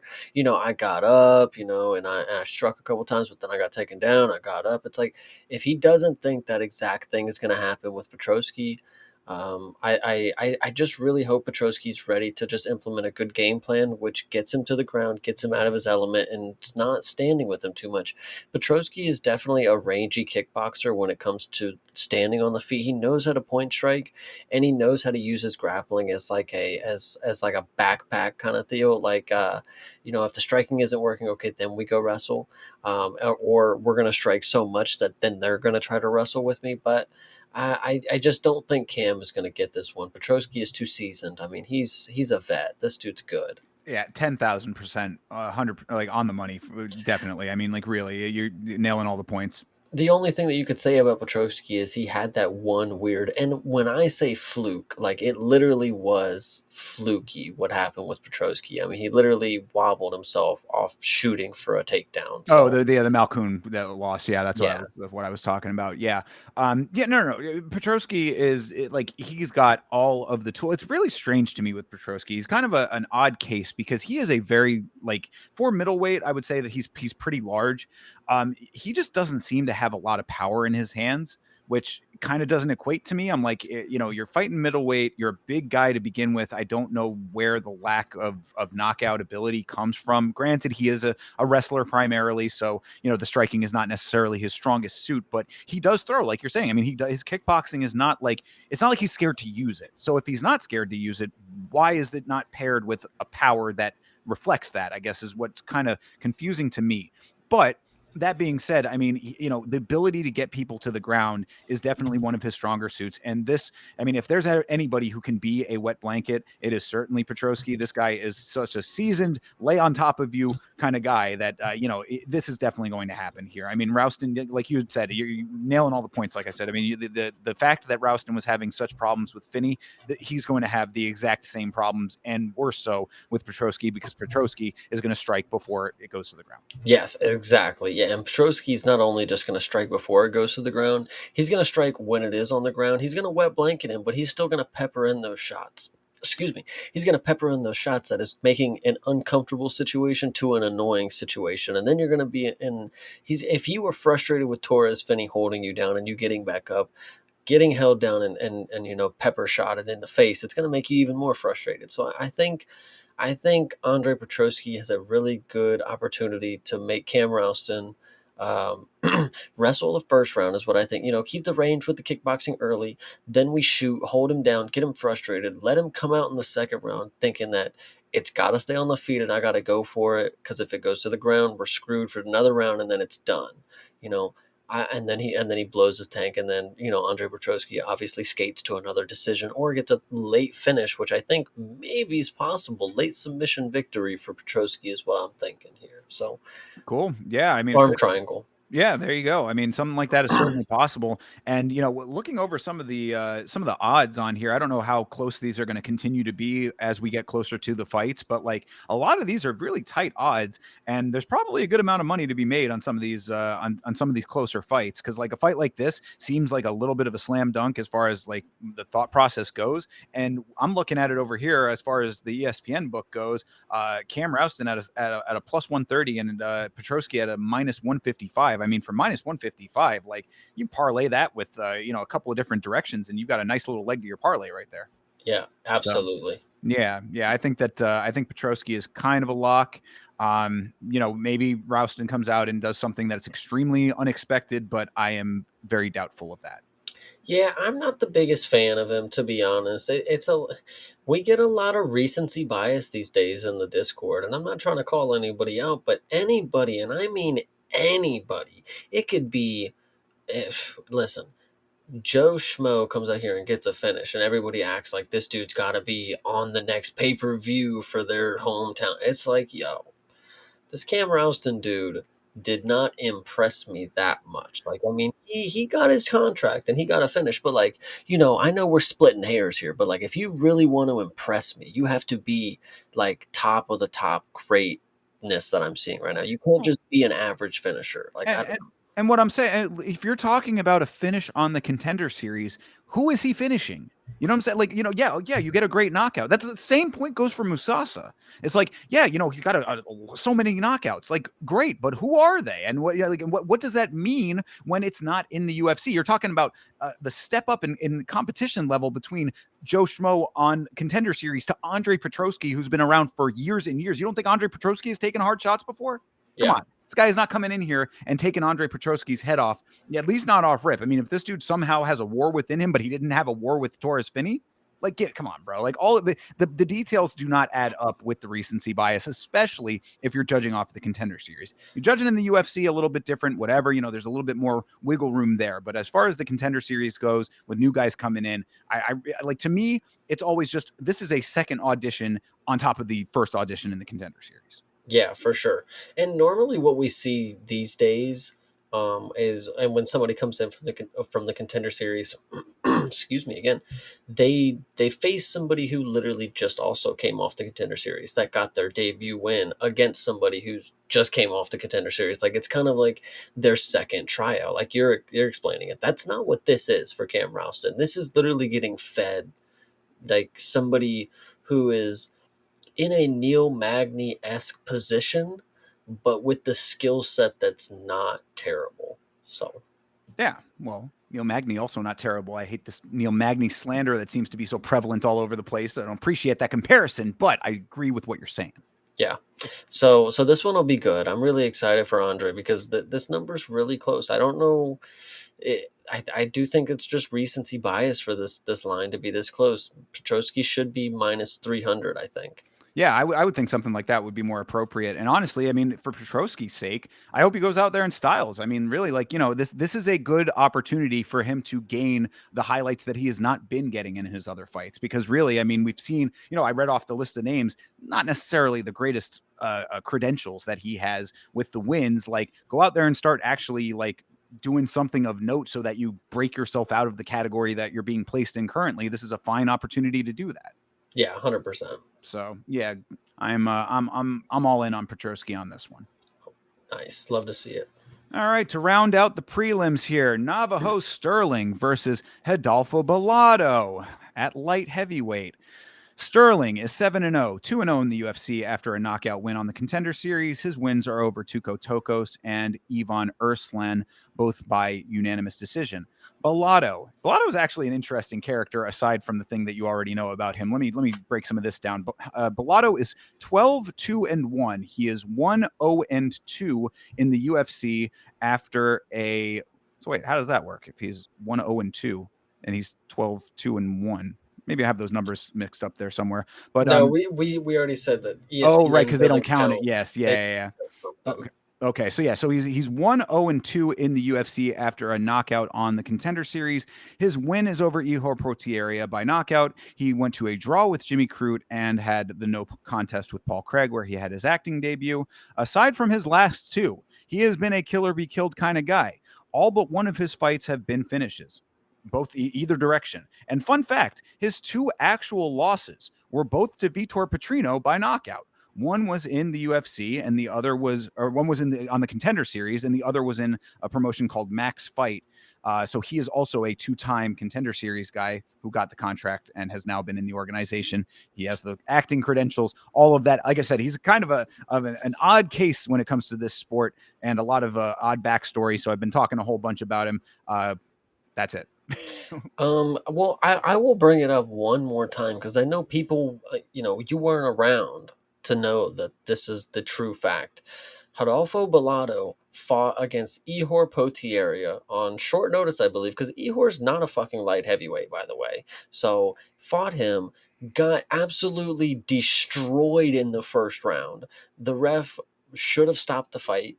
Didn't let Bellado actually because this is what's crazy about Bellado is like I've seen this dude literally on the brink of death like come back from a fight, and then the fact that he did that shit with Paul Craig, it's like doesn't even add up.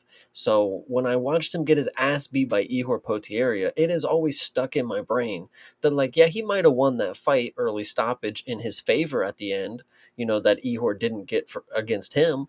But Bellado, I mean, if Ihor is able to just fucking dog you out for the first whole round in a weight class that ain't even his, like you are just not great. So How was I not around?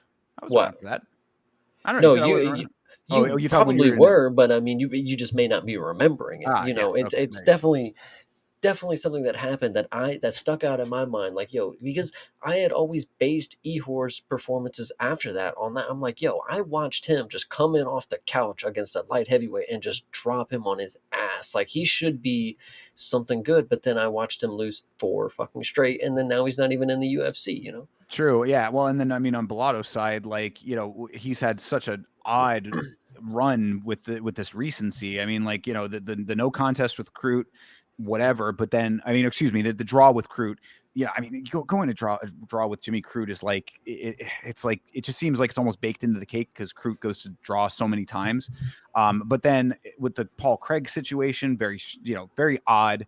Obviously, we talked through that one pretty extensively on the show and came to the conclusion that was a complete acting performance. So why he decided to do that is very strange. If he has confidence in his abilities and was a killer be killed fighter before that, he's just an Well, he odd. did have herpes. Well, sometimes I guess that does play a huge factor, doesn't it? Flare ups. Yeah, I guess so. But either way, I mean, like it seems like this Bellado character is indeed just that, a character. Now, On the other side of this coin, though, Navajo Sterling has not been entirely impressive after his Contender Series win. He's another one of these guys that got a big knockout on the Contender Series and then went to 2 unanimous decisions in the organization. One of which I saw live. I believe it was the Tampa. yeah, it was definitely the Tampa card, but I forget which one of those fights. I think it was the Tokos fight was in Tampa. Yeah. And yeah, I mean, and I've always kind of thought that Tokos was a middling at best talent. They go into unanimous decision to me, or with him to me is a bad sign. So Sterling's got a long way to go to like build himself up, but this is probably a good guy to build himself up against. So I would think that he goes out there and gets a pretty good performance off. Is it another UD win? Probably will be. I mean, based on what we're seeing. I am also not necessarily impressed with Navajo. The only thing that have been, impressive for him has been the hair transplant. But as of right now, I'm not saying that he's the guy that light heavyweight is going to get changed by. He he can't really knock anybody out unless they put their face like right in the fucking punch for him. Like he's too rangy. He's got the city kickboxing style where he stays on the outside and just throws pitter patty kicks and shit. And it's kind of fucking annoying, to be honest with you. Yeah, So yeah. He's also another guy who has that weird little tick that he does. He's got the thing where he I think touches his nose is his yeah, version of that. So I mean that's just a little detail, but not really a big factor in the fight. Just something to throw in. Um, yeah, it's gonna have to come from Bellotto actually trying to engage and make this thing dirty. And if he's going out there and easy way outing himself out of the Paul Craig fight. Paul Craig, who literally retired in the fight after that. Like, I just don't think that Bellotto's going to go in there and try to make this like a really gritty fight. So he's probably a good opponent to get pointed from the outside. You know what I mean? Like he's just going to take all of those shots. think about how mad Paul Craig is because he wanted to retire that night, and he's like, "Fuck, I can't retire on that shit. Now I actually have to do another camp, and I have to go do a whole nother press tour." Like, How great would it have been if Paul Craig still retired yeah, after he that? got on Like, the mic. He's like, "Dude, I wanted the fucking war. Like, I wanted something great. I thought this dude was it, but fuck this shit, man." if Like, this is the type of shit I'm going to have to deal with, I'm out of here. yeah, that would have been good. That would have been Eh, epic. anyway, well, so yeah, I mean, I think that Sterling is pretty well going to win this fight. Bellotto has not shown us anything. I mean, again, 1-0-2 in his last 3 is, or in the UFC period rather, is just. I mean, that's not a good sign that there are more big things to come from this guy. Sterling, somebody who they're pushing, they want him to be the next face of Australia. Even though he's from New Zealand, that region. I mean, they want him to be a big star of the region, so they're going to continuously trying to build this guy up. I think this is another one of those. Hate to break it to you, Bellotto's actually just gonna take him down and get a ground and pound TKO. Uh, He's gonna get right into full mount, and he's just gonna do these little pitter pattery shots that are gonna finish him. I counter by saying that Tuco Tokos is the exact guy who was trying to do that, and to Sterling's credit, he rolled with all of that. Like he was Mhm. able to hold his own on the ground. So Sure. good with the defensive wrestling, not necessarily a very offensive guy in that regard. I think he generally is trying to get himself out of those positions just to get back to the striking you were talking about. So it's not like he's going to necessarily turn the tides on the ground and show you something amazing that you haven't seen before down there. But I do think that he is savvy enough to be able to negate some of the stuff that Bellotto is going to try to do on the ground. I'm gonna go with Bellotto. I like that one. All right. Well, I mean, choose your own adventure, I suppose. But I will continue with the mindset that this is another prop up fight for Sterling, and with the credentials that Bellotto brings to the table, I think that this is going to be another honestly probably a pretty boring fight. And I hate to say that because hopefully it'll prove me wrong. But Sterling just has not been very very exciting. Yeah, So. I definitely agree with that. Yeah, he's definitely been a little fucking boring, but Yeah, whatever. yeah, just Little kind of decision merchant. yeah, and he because he even said, I remember in Tampa, the arena was not super happy with that fight, and he was on the mic saying, I'm still learning and that kind of stuff, and that's like, okay, I mean, I'll like from the show standpoint, and like as a commentator on the sport, it's like yes, like, I give you that credit, you are still learning, you're still growing in the sport, whatever. You got to do that. You got to actually make all of that knowledge put to good use and start being something that the fans want to see. So see if you can do that here. I definitely agree. All right. Next one up is Tom Noland versus Charlie Campbell at lightweight. Nolan is 9-1, 3-1 in the UFC after a knockout win on the Contender Series. His wins are over Vyacheslav Borshov, Alex Reyes, and Victor Martinez. His loss is to Nicholas Mata. Win on the Contender Series was a knockout of Bogdan Grad, who is in the UFC now. So Bogdan Grad, another two-timer there, and Out of weight, think about that. Think about how out of weight that was for Bogdan Grok, because that dude's a 35 or any 45er. is he? I think yeah, Uh, maybe you're right. Yeah, that could be. So yeah, maybe Bogdan Grad did a little bit of adjusting to get himself into the right category there. But yeah, so the Nolan has done that. If you recall, Nolan was a pretty big favorite in the past. Not so much on this one, but he is going up against Charlie Campbell, who is 9-2, 2-0 in the UFC after a loss on the Contender Series to the Scottish Chris Duncan. His wins are over Trevor Peek by unanimous decision and Alex Reyes by knockout. I hate that they include grappling matches on pro MMA records. It throws everything off because he has a win outside of the UFC, I believe, in Cage Fury. That is on his pro record for some reason, but it's a grappling match, so it kind of props his numbers up. He's 8-2. I think this one's going to be a banger. I think this is potential fight of the night, and I think Charlie Campbell as the dog is so fucking nice. You know, want to hear me out is because if you look at the loss that he had on Contender Series against Chris Duncan, from what I understand, he was whooping his ass and then just walked into a meaty fucking hook and just got knocked unconscious. You know, crazier things have happened. But then now he's on a 3-fight win streak. And then Tom Nolan, you know, hopes were high for him with the numbers that they were giving him at first. Minus 1,200 tag for this dude against Right. some people.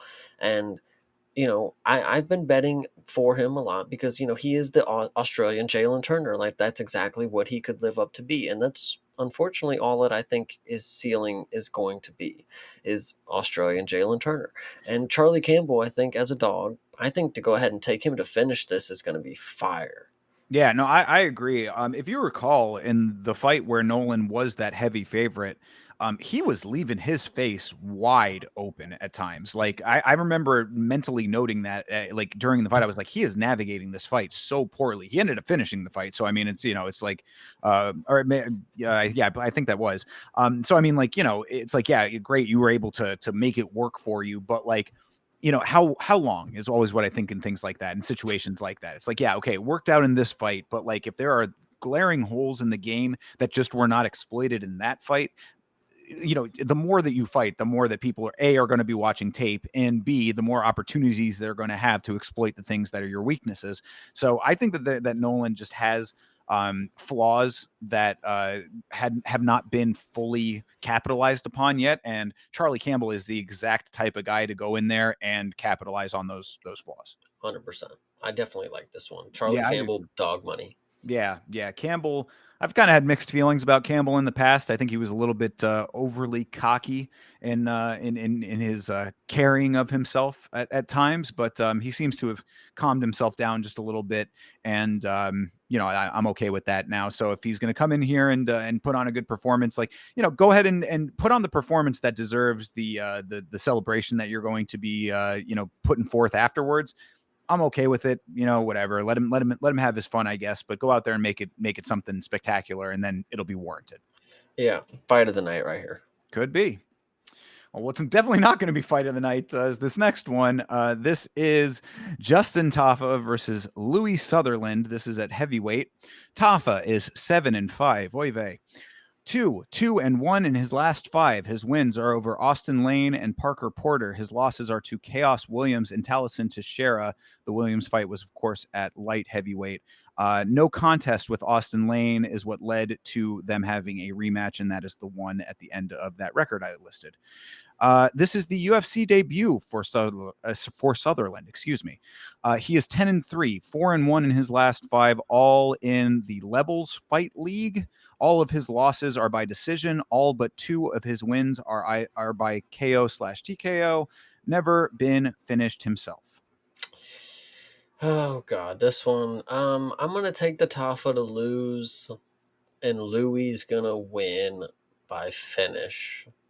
Yeah, I think he's just going to TKO him because Justin Taffa cannot make it to decision. Most likely, his body's just has the inability to do that. So The only reason, and trust me, I do not say this lightly because I have been of the mindset that I would never bet on either of the Tafas or Tai Tuivasa ever again because with what we have seen from them not having any ground game, I feel like they just have talking about, we were just in the last fight talking about exploitable holes in the game. They have the most exploitable holes in the game in possibly this entire sport, in my opinion. yeah, That being said, Sutherland is a knockout guy, so there's not going to be any threat on the ground, I would think. Now, I mean, maybe Sutherland, watches tape and goes for a different game plan than what he has done in his previous fights. That is certainly something that has potential.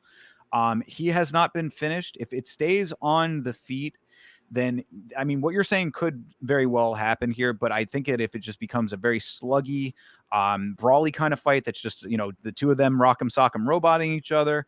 Tafa getting knocked out, nah, maybe, but like I want to believe that this is another setup to try to get Tafa a win in front of the hometown crowd. Sutherland is coming in from Scotland all the way to Australia. I think that Tafa gets this done by very bad decision, by decision that's very boring, that both of them gas out in the first round, and we just have to sit through rounds 2 and 3. that's definitely likely. Sadly, that's Yeah. probably what's going to happen here. That's why I was exactly why I set it up the way that I did. I'm like, this is certainly not going to be fight of the night if it goes the way that I'm thinking that it's going to go. Could Sutherland get the knockout? I mean, we did see Taliesin Teixeira knock out Tafa with some great elbows, so he is knockoutable. Yeah, He is susceptible to it. Maybe Sutherland comes in here, puts on a show in his debut. That certainly is something that could happen. Again, very close odds on this fight, so maybe Vegas knows something that we don't know. And Sutherland is a slight favorite, so there might be more to the equation based on what I'm seeing on paper. I think that the experience of Tafa gets him to the horn, and it just ends up being, like I said, just boring towards the end. we got to see what Louis built like, dude. He kind of looks like Hamdi in this picture, so I'm kind of concerned. But I'm gonna Yeah. go ahead and tentatively take Louis Sutherland. You're just talking about the very small little icon picture because he is another dude with a Yes, gray body image on ESPN, which is always kind of iffy as to whether you want to back that. yeah, 100%. Sure. All right, before we move on, because I did not do it earlier and very well should have, shout out to Arrogant Savage, shout out to Checkmate MMA, appreciate you, brother, Checkmate Entertainment, and of course, the GOAT Beeb Muff, appreciate you for checking in. Thank you all for hanging out with us for the show. There's my lunch money, Beep. Do you owe him? I owe him my lunch money every single day. Well, getting shaken down. I know. That reminds me of the Bruised, where you should give him 50 cents. Yeah, yeah, definitely. And if you guys haven't checked out that video by now, you'll definitely catch that reference if you go watch it right now. Absolutely. Keep an eye out for the edited version, which is almost finished. So it should be coming out hopefully this week, if not next week. But I'm trying to get it out before the end of the week. Hell yeah. All right, moving on to the next fight of the evening. Here it is: Jake Matthews versus Neil Magny at welterweight. Matthews. Long record on Matthews too. I always forget that he's been around forever. Matthews is 22-7. He is 4-1 in his last 5. His wins are over Chidi and Njokuani, Francisco Prado, Phil Rowe, and Darius Flowers. His loss is to Michael Morales. 9 wins by submission for Jake Matthews. Neil Magny is 30-14. He is 2-3 in his last 5. Wins over Eliseu Zaleski dos Santos and Mike Malott. His losses are to Carlos Prates, Michael Morales, and Ian Machado Gary. He is kill or be killed lately. In his last 4 fights, all have ended in KO, TKO. 2 for him, 2 against him.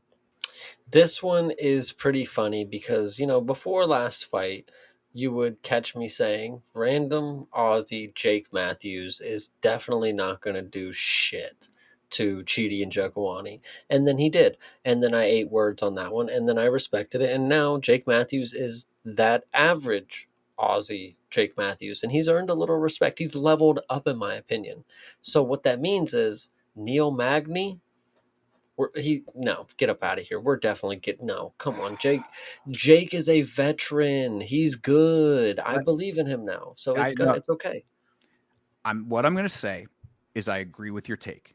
And it hurts my heart that I agree with your take because I am sick and tired of the disrespect that Neil Magny gets. I like, look, I know that he is the gatekeeper. I know that he is the dude that cannot beat the upper echelon of this sport. And I get that. And if you look at the names that I just listed here, it's all killers. Carlos Hmm. Prates, Michael Morales, and Ian Gary. I mean, that the pedigree of those losses ages like fine wine. You know what I'm saying? So like, yes, I understand that. However, Neil Magny is a G, and he deserves the respect of a veteran that has been around here getting 30 wins. He has 30 wins to his name. Now, granted, he has 14 losses to his name as well. So I understand why everybody says the things they say about him. But I don't like that everybody just automatically dogs on this guy when he has the ability to win fights and has done it at times. In this fight, I sadly agree with you. I do think that Jake Matthews is just a little bit stronger. But again, if Magny comes out here and wins this fight, I think that it's going to be one of those things that people are going to be like, oh, damn, Neil Magny does it again. And I'm like, it's your fucking fault. It's your fault for thinking that way. So what I actually was doing is I made a deal with Beeb that when I got the Paramount subscription for $30, that the other $30 was going to go to him so he can bet on Jake Matthews, and I think it's a very good bet. I think he's going to win big because Jake Matthews is going to finish my boy Neil Magny, sadly. I think that if he's going to win, it's going to either be possibly by sub, but I think that Magny is too savvy for that. I think it's probably going to be by decision, but I will also take Matthews on that. He's gonna finish him, No, dude. no fucking way. No way is he finishing Neil Magny. Neil Magny only gets finished by killers, bro. Jake Matthews is not a killer. If he finishes Neil Magny, you will just level him up to killer Australian Jake Matthews. I just want you to know that. I, I'll make you this promise. If that happens, I absolutely will do that. And if Jake Matthews has finishing ability anywhere else besides the submissions, then that actually would make him a pretty well-rounded guy. And if that's the case, then a dude with 22-7 record, then to be 23-7, and finishing ability that goes beyond lower level, trash can kind of guys, Jake Matthews might be a little bit of a problem late in the game, and that's something to be looked out for. Jake Matthews would basically be like Alexander Hernandez is doing right now, is having a little resurgence later on in the career. It's been a little rocky for him. They haven't necessarily been fucking up, but like, it just hasn't come together. But now we're kind of seeing it. Nailed it. Yeah, I could absolutely 10,000% correct on that. Yes, Nice. absolutely. And what I say about that is that like we talk about progression, we talk about people evolving and getting better. If you can do that, especially in a career that is already 29 fights deep, if you can do that later in the game, to me, that's almost even better than shooting up in a hot shot fashion because now you've seen it all. I mean, how many in 29 fights? You don't think that he's seen all kinds of creative stuff, all kinds of different attack angles and different pressure points and striking abilities and all these things? Everything that you get out of that, if you have learned from it and taken that and parlayed that into a more well-rounded, structured ability and skill set, then I think that is fantastic. So if Jake Matthews comes out here and does that, I'm all aboard. Killer Australian Jake Matthews for the dub. Let's go ahead and finish this old man. All right. Well, I'm sticking with I'm going with Beeb on this one. His $30 and my however much I end up putting down, sadly by decision, is what I'm going with as well. But I promise you that I am going to have a secondary parlay that's going to have Neil Magny on it. He will be on the moon shooter because I just feel Neil Magny gets counted out every single fight. Literally, and I'm not even talking about recency here. I'm talking about 4 years ago. Neil Magny still getting counted out in fights, even when he was not 38 years old, when he was still kind of in that sort of spot where there might have been title potential at some point for him or whatever. Like he was still getting counted out back then and he was still winning fights and he was still a dog and he was getting that dog money. So I'm just saying, don't count out Neil Magny because everybody does. And if you do, that's your own problem. Yeah, I definitely hear what you're saying, but what I will once again be doing is counting out Neil Magny. Fair enough, Chase. Fair enough. Yeah. All right. Well, let's move on here. The next fight up. Why this is so high on the card, I have no clue. They shuffled around the order of this card, and this still ended up high up. I have no idea. But this is Jack Jenkins versus Ramon Tavares. This is at featherweight. Jenkins is 13-4. He is 3-2 in his last fight. His wins are over Herbert Burns, Lal, Jamel Emmers, and Sheamus. What was his first name? I had two. I don't remember. Yeah, so I just, Sheamus had a good run in WWE from about 2014. He's still a current, WWE Sheamus, superstar. not Sheamus, but Oh. anyway, I just for whatever reason didn't have his first name on there. But yeah. So anyway, Herbert Burns, Jamal Emmers, and Sheamus are his wins. His losses are to Chepe Mariscal and Gabriel Santos. He was hospitalized after his last fight, by the way. The loss to Gabriel Santos, he had a chipped cartilage in his thyroid due to the rear naked choke that he received, by the way. Just a little fact that was a kind of bizarre, and B, just something to keep in mind. I mean, I assume that everything's better now, but just something to have in the back of your head there. Tavares is 10-3. He is 3-2 in his last 5. He is 1-1 in the UFC after going 1-1 on the Contender Series. Split decision win over Sergey Side and a unanimous decision loss to Davy Grant. Lost to Side on the Contender Series via a poor stoppage. Second fight was very close, if you recall. His win on the Contender Series was over Cortavius Ramius, who went on to go to a 2-fight losing streak in the UFC after a second chance on the Contender Series himself. What I'm trying to get at here is that Tavares' record is not very strong. Yeah, but what can you say about the opponents that they give him to fight? I mean, yeah, they could be matching him up, and trying to coordinate a better career for him than his skill set maybe tells. But like, he's nobody special. They wouldn't do that to him. They do that to a Bo Nickel. That's not something that they would do to a Roman Tavares. He can only fight the people in front of him. Sirius City is a very good fucking fighter. So the fact that you took him to decision, I I I think it was close split decision. Either way, it went to Roman because of the blood that he was able to to have City wear, but he's just a bleeder. I don't think. Oh, and actually, Jack Jenkins is a bleeder too. I think he's gonna. I never. You know what? Let's go Roman Tavares, man. It's good dog here. This good dog. I mean, Ramon Tavares is fighting for his contract. I would say, I mean, he's 1-1, and we have seen, especially at Why would feather, it be fighting for his contract? 1-1. because the fights that he's won have been super, like you said. I mean, Side, you thought won that fight. He was, Okay, so 0-2. Okay. yeah, he was 1-1 on the Contender Series, 1-1 in the organization now. You I know what I'm saying? mean, I mean, like, look, I like the guy. I mean, I did an entire video. He also, if you recall, he's the one that almost got murdered. He was a victim of a attempted murder by drive-by out there in Duval County, Jacksonville, Florida, my home state here. So, if you don't know what I'm talking about, go to the Yama channel and watch the video that I did about it. But very tense situation there for him. all Um, I'm all I like I'm the guy, is what I'm saying saying. I is just no. Well, you can like him all you want. I mean, all the people. We have plenty of fights that go on in these guys' careers. If Roman Tavares win or loses this fight and he doesn't get cut, all that I'm saying is next fight we shouldn't be implying. I think he's on the chopping block as well. We they're gonna have careers in the UFC. 1-1 is crazy to say he's gonna be cut after if he loses. In my opinion, we've seen way worse. Like yeah. Lucas Dretsky, come on, like that dude's 0-6 in the UFC right No, now. Like, yeah, I'll give it to you. I mean, I guess I'm more looking at it cumulatively, because I'm factoring in the fact that it was the Contender Series kind of fluky situation, and then having to come back and the second those time. were all growing pains for a young. I mean, he's 31, but he's still in the midst of his career. I mean, you get a fluke stoppage of the Contender Series, they run it back, you get a win, you come back and you beat the dude that you got a stoppage against. They're setting up a trilogy for it, of course. And I mean, up until that point, whether a win or loss after that point, like, that's still a decent little career path for you to go on. That's not like, whoa, get him the fuck out of here. He can't win shit. It's like, I guess also the thing is too is that I was he's another one. I saw him live in Tampa as well. That Davy Grant fight was in Tampa, and I was just not very impressed with his performance in that fight. So I mean, yeah, granted, yes, maybe it's a little bit strong to be saying that he's on the chopping block, but I mean, I guess also is that, like, it's a little bit of a different case when you're a heavyweight, perhaps, or I mean, like, they need heavyweights.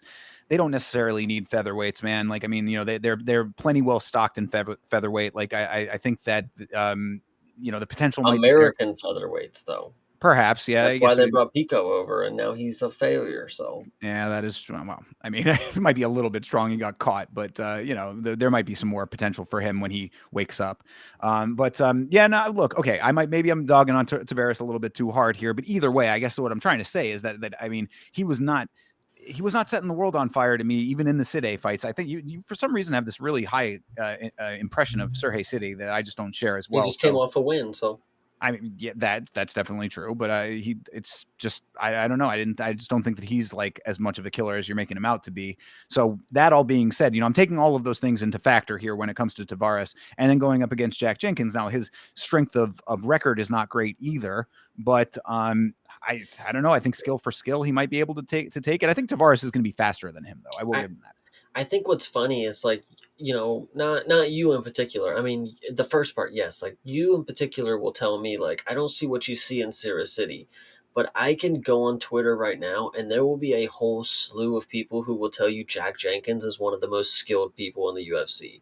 Like, it's just crazy to hear like how people perceive some of these fighters. Like, I couldn't tell you that I've seen Jack Jenkins do anything that would make me to believe that like this dude's like the baddest motherfucker, or like he's so skilled. He's like he's fine. Like he's like your run of the mill guy.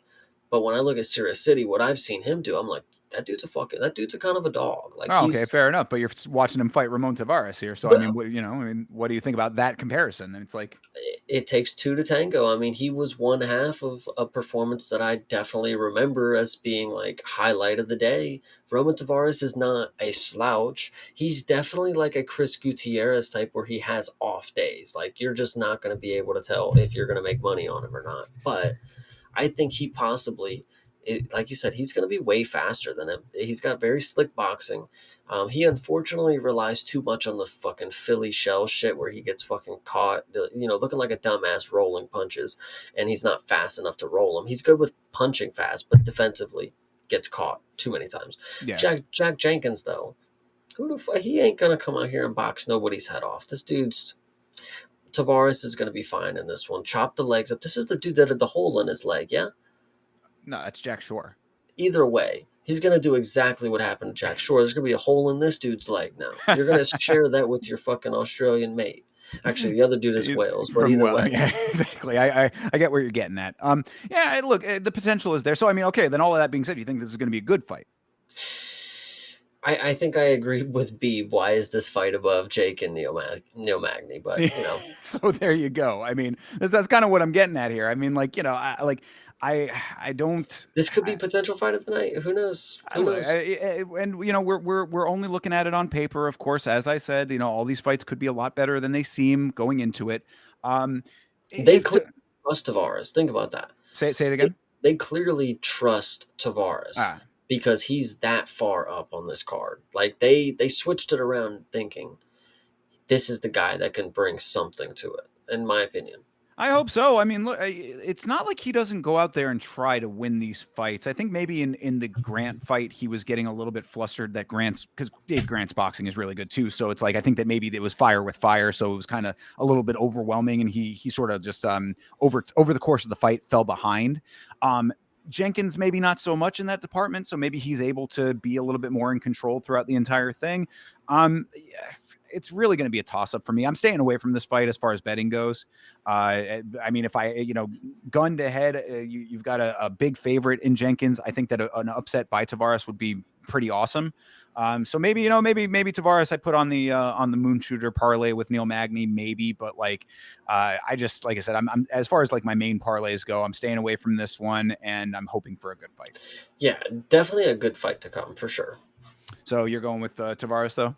Yeah, All right. Final answer for me will be Jack Jenkins on this one. hell yeah.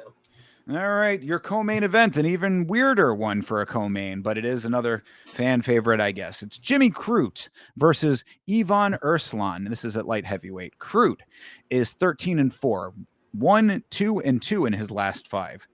Good Lord. Win over Marcin Prachnio, losses to Alonzo Menefield and Jamal Hill, draws with Alonzo Menefield and Adolfo Bellato.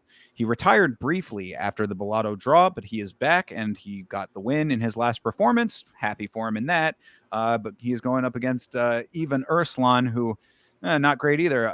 Urslan is 2-3 in his last five, 0-2 in the UFC. His losses are to Navajo Sterling by unanimous decision and Iwan Kutelaba by split decision. Believe it or not, I mean, aside from the fact this should not be the co-main, aside from the fact that I could care less about either one of these two, this is kind of banger matchmaking. I think this is really good here. I think these guys kind of they do a little bit of the same thing on the feet, and there might be a little bit of the wrestling versus grappling kind of element here. But I don't think it's going to be anything too crazy. You're probably going to see a split decision because they're going to be boring. I mean, Crute is the draw master / split decision king. You know what I'm saying? It feels like every fight is just the closest Yeah. fight of all time for him for some reason. It's like he's got most of the pieces of the puzzle, but like a couple of them are missing, and it just keeps him out of having the entire image. And it's like I think that they're trying to set him up with a dude who is 0-2 in the UFC. It's like, yeah, another hometown guy, get a nice win in front of the home crowd. It probably is going to be a little bit more competitive than people are thinking, if that's what the thought process is. That being said, yeah, probably Crute by decision some way, somehow. I just think Aslan has not been living up to what was expected of him because he was a champ in another promotion coming into the organization, which is his whole big claim. I remember on commentary, he's coming in with some high credentials, that kind of thing, and has not been living up to that. So I would think that there's probably potential for this to be pretty competitive, maybe clinch heavy, and Crute to be able to eke out the victory some way, somehow. Yeah, and then he'll be 2-2 in his last six. That actually adds up perfectly. So I think I actually agree with you right there. You get that on the slot machine and you hit a jackpot. Bingo. And that means Jimmy Crew is, the lucky seventh ranked guy or something like that. Who knows? could very well be. Who knows? Light heavyweight needs a little bit of a shakeup, perhaps. But so I think Crute probably ends up taking this. And this, we're talking about Tavares maybe not being on the chopping block. You think that Urslan stays on if he's 0-3? Um, God, what's funny is you say he's 0-3, but when I look at him, I feel like I don't think if he would be 0-3, I don't feel like I've seen him lose two fights in the UFC already. So I feel like he could stay around. I feel like that's what the UFC needs is people who are losing, like that other guy that we just saw that's fighting Malarkey.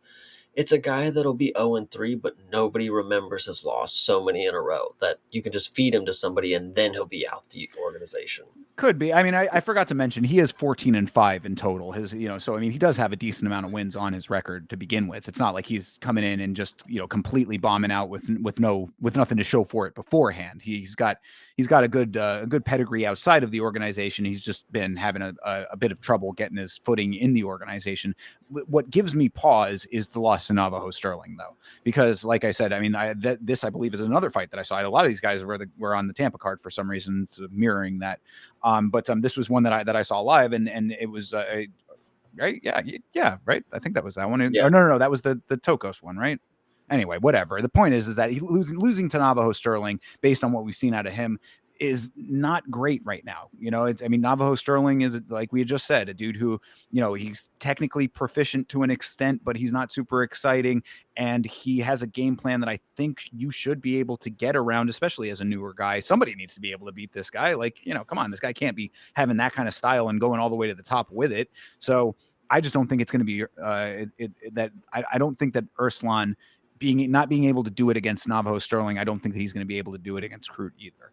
Yeah, I definitely agree with that. So yeah, if he stays around, maybe. I mean, the Iwan Kutelaba fight was certainly interesting. It was a lot of very barroom brawly kind of craziness going on in that fight. So maybe the entertainment factor is more there for Aslan, and that's why he stays. But if he's 0-3, he's definitely in jeopardy at that point. Definitely in jeopardy. Yeah, so I'm going with Jimmy Crute on this one, and we'll see what happens with Aslan. If he can get the win in this one, then that would change a lot of things for him, though. Yeah, but I don't see him beating Jimmy Crute because they love to just give you Jimmy Crute bullshit. I mean, seems to be, It's you all know. they can do, though. And this is what goes back to the conversation earlier about why this card is so heavy with local fighters in general. You have a big audience in Australia and New Zealand. You have fighters out of both of those countries. You want to be able to give them people who they can have good performances against. I mean, not even matchmaking aside, like Jimmy Crute has shown that if the fight gets too hard, he's going to go to draw. Like, you know what I mean? Like, so it's like, what are they supposed to do? If you want to get a guy who's going to be in your co-main event to get something that's going to be entertaining to the crowd, you kind of got to feed him some bullshit. Right. I hear you. Sad to say. I mean, like, and that's why Jimmy Crute's ceiling is very low. Sadly, I just it sucks. When he retired, I was kind of like, yeah, I mean, that might be the right way to go. He's back now, got to win. We'll see if something changed, but right now it's a little still dicey even with the win. Yeah, he came back, and now you're like, well, fuck. I mean, he should have just stayed retired. But whatever. We'll see if he wins. Yeah, I guess so. Maybe this one will be the thing that changes our opinions 100%. Because Pragnio, that was a fine win. It's nothing wrong with that win, but and he did do it in pretty emphatic fashion. But I just, you can't. It doesn't erase all the rest of the history. True. So. All right, and to round out this card, the main event of the evening is Carlos Ulberg versus Dominic Reyes at light heavyweight. Ulberg is 13-1, 5-0 in his last five. His wins are over Jan Blachowicz, Volkan Oezdemir, Alonzo Menefield, Dawoon Jung, and Ihor Potieria. His only loss was to Kennedy and Chezuku in 2021. 7 wins by knockout for Carlos Ulberg. Reyes is 15-4, 3-2 in his last five. His wins are over Nikita Krylov, Anthony Smith, and Dustin Jacoby. Losses to Ryan Spann and Yuri Prohashka. His losses were a 4-fight skid, all after the John Jones loss. So John Jones included in that four fights in a row was the skid. Continuing on through Jan Blachowicz into the other two, he had a perfect 12-win streak at the start of his career up into that point of the John Jones fight. This one is really easy to me. I don't think I need any of the information or the statistics or the resumes. Carlos Ulberg is from the city kickboxing gym. He trains with Israel Adesanya. He trains with Navajo Sterling. All these point fighting. Volkanovski's another one. All these point fighting. Outside range fighters and Ulberg, sad to say, I mean, he's one of the best at it. I mean, he took a loss early in his career. I've seen this dude get knocked out by Kennedy. Excuse me, I'm racist. And Kennedy, flatlined this dude or whatever the hell it was. And Carlos, has built a win streak beyond that point. So he was able to make the adjustments. Get right where in the mindset is if I don't get hit, then I can't get knocked out. Now he just doesn't get hit at all, evades all type of conflict. Alonzo Menefield, now we actually called him really stupid for he walked in there in the first 12 seconds and just charged across the cage and just tried to get into a gunfight with him. And we thought that was a really stupid idea at the time. But looking back, I mean, honestly, I kind of respect it. He was not going to let him do 15 minutes of fucking prancing around. Hey, listen, Alonzo Menefield, if you're listening right now, dude, good idea. I'm with it. I mean, balls to the wall. That's the only way you were going to draw him out. And he got the better of you. I mean, he's a striker. He's got a puncher's chance. You tested his ability and, you ended up losing, but will he take that risk? Will Dominic Reyes put him in that situation? I don't think so. I think he's just going to point strike for a decision. Well, what I think, at least based on what we have seen out of Reyes recently, and Reyes is a tough call here, man, because with the skid really does change the perception. You go on a 4-fight losing streak like that after the John Jones fight, like it alters the way that you think about things. But what he said when he came back kind of did stick with me. When he finally got the wins going again, he said, I'm not back, I'm better. And I'm like, maybe there's something to that. Now, I mean, granted, the wins that he has gotten since coming back, since being in the win column, A not little necessarily. handpicked. Yeah, slightly, I would say. I mean, and guys who have now, Smith retired, Nikita Krylov also on a pretty bad losing streak himself now. Um, I think that the difference and why I'm going to go with Dominic Reyes in this fight is that I believe, based on literally what you said about, I'm glad you said that about Alonzo Menefield, because I think that what Reyes brings to the table is that he is going to have the hunt down mentality like Menefield had, but he's going to be more measured with it, so that if he tries to stay on the outside, he moves with it. Like, it's the conversation you and I always have about when people are quote unquote running. And I'm like, well, it's like if they're on the outside, it's the other person is, yeah, right. I mean, but there you go, right? So I mean, you're saying that You're gonna Ulberg is see it this so, Saturday, dude. I'm and so telling you, this if is gonna be and if fucking. that's the case, if that is going to be the case here, I think that Reyes is the type of guy that's going to go and actually get him, and that is his job to do that. So that is what he needs to do to win this fight. I think that Reyes is going to be able to do it based on what we've been seeing recently. Ulberg is pretty damn good though with his style. Even if you don't like it, he does get the win. So this is going to be a close one. Another one that I'm probably not going to bet on. But I'm hoping for Dominic Reyes to be able to go out there and continue the streak, showing that he's exactly that. Not back. He is better. In your scenario, for Dominic Reyes to go out there and charge him down, over the course of 5 rounds, that is the scenario that he gets slept. I'm just letting you know. His chin is still not gonna be, what it once was. If it was ever that good, I don't know. I wasn't here for it, but all I know is he's gotten slept like 4 times in a row, and then he got cherry picked opponents that weren't necessarily people that were going to put him on his ass as well. So I Yeah. think it's interesting. No, I mean, I like but what I'm saying about it though is that like I feel like he is going like he's going to go in there with an approach to get the strikes. If Ulberg is backing up, if Ulberg is getting out of the way and trying to point fight, that he goes in deeper with still a measured approach enough to keep himself protected is what I'm thinking and envisioning for this. I think it's Ulberg all the way. I'm taking him. All right. I mean, he is a pretty heavy favorite in this fight. He is a minus 260 versus Reyes's plus 210.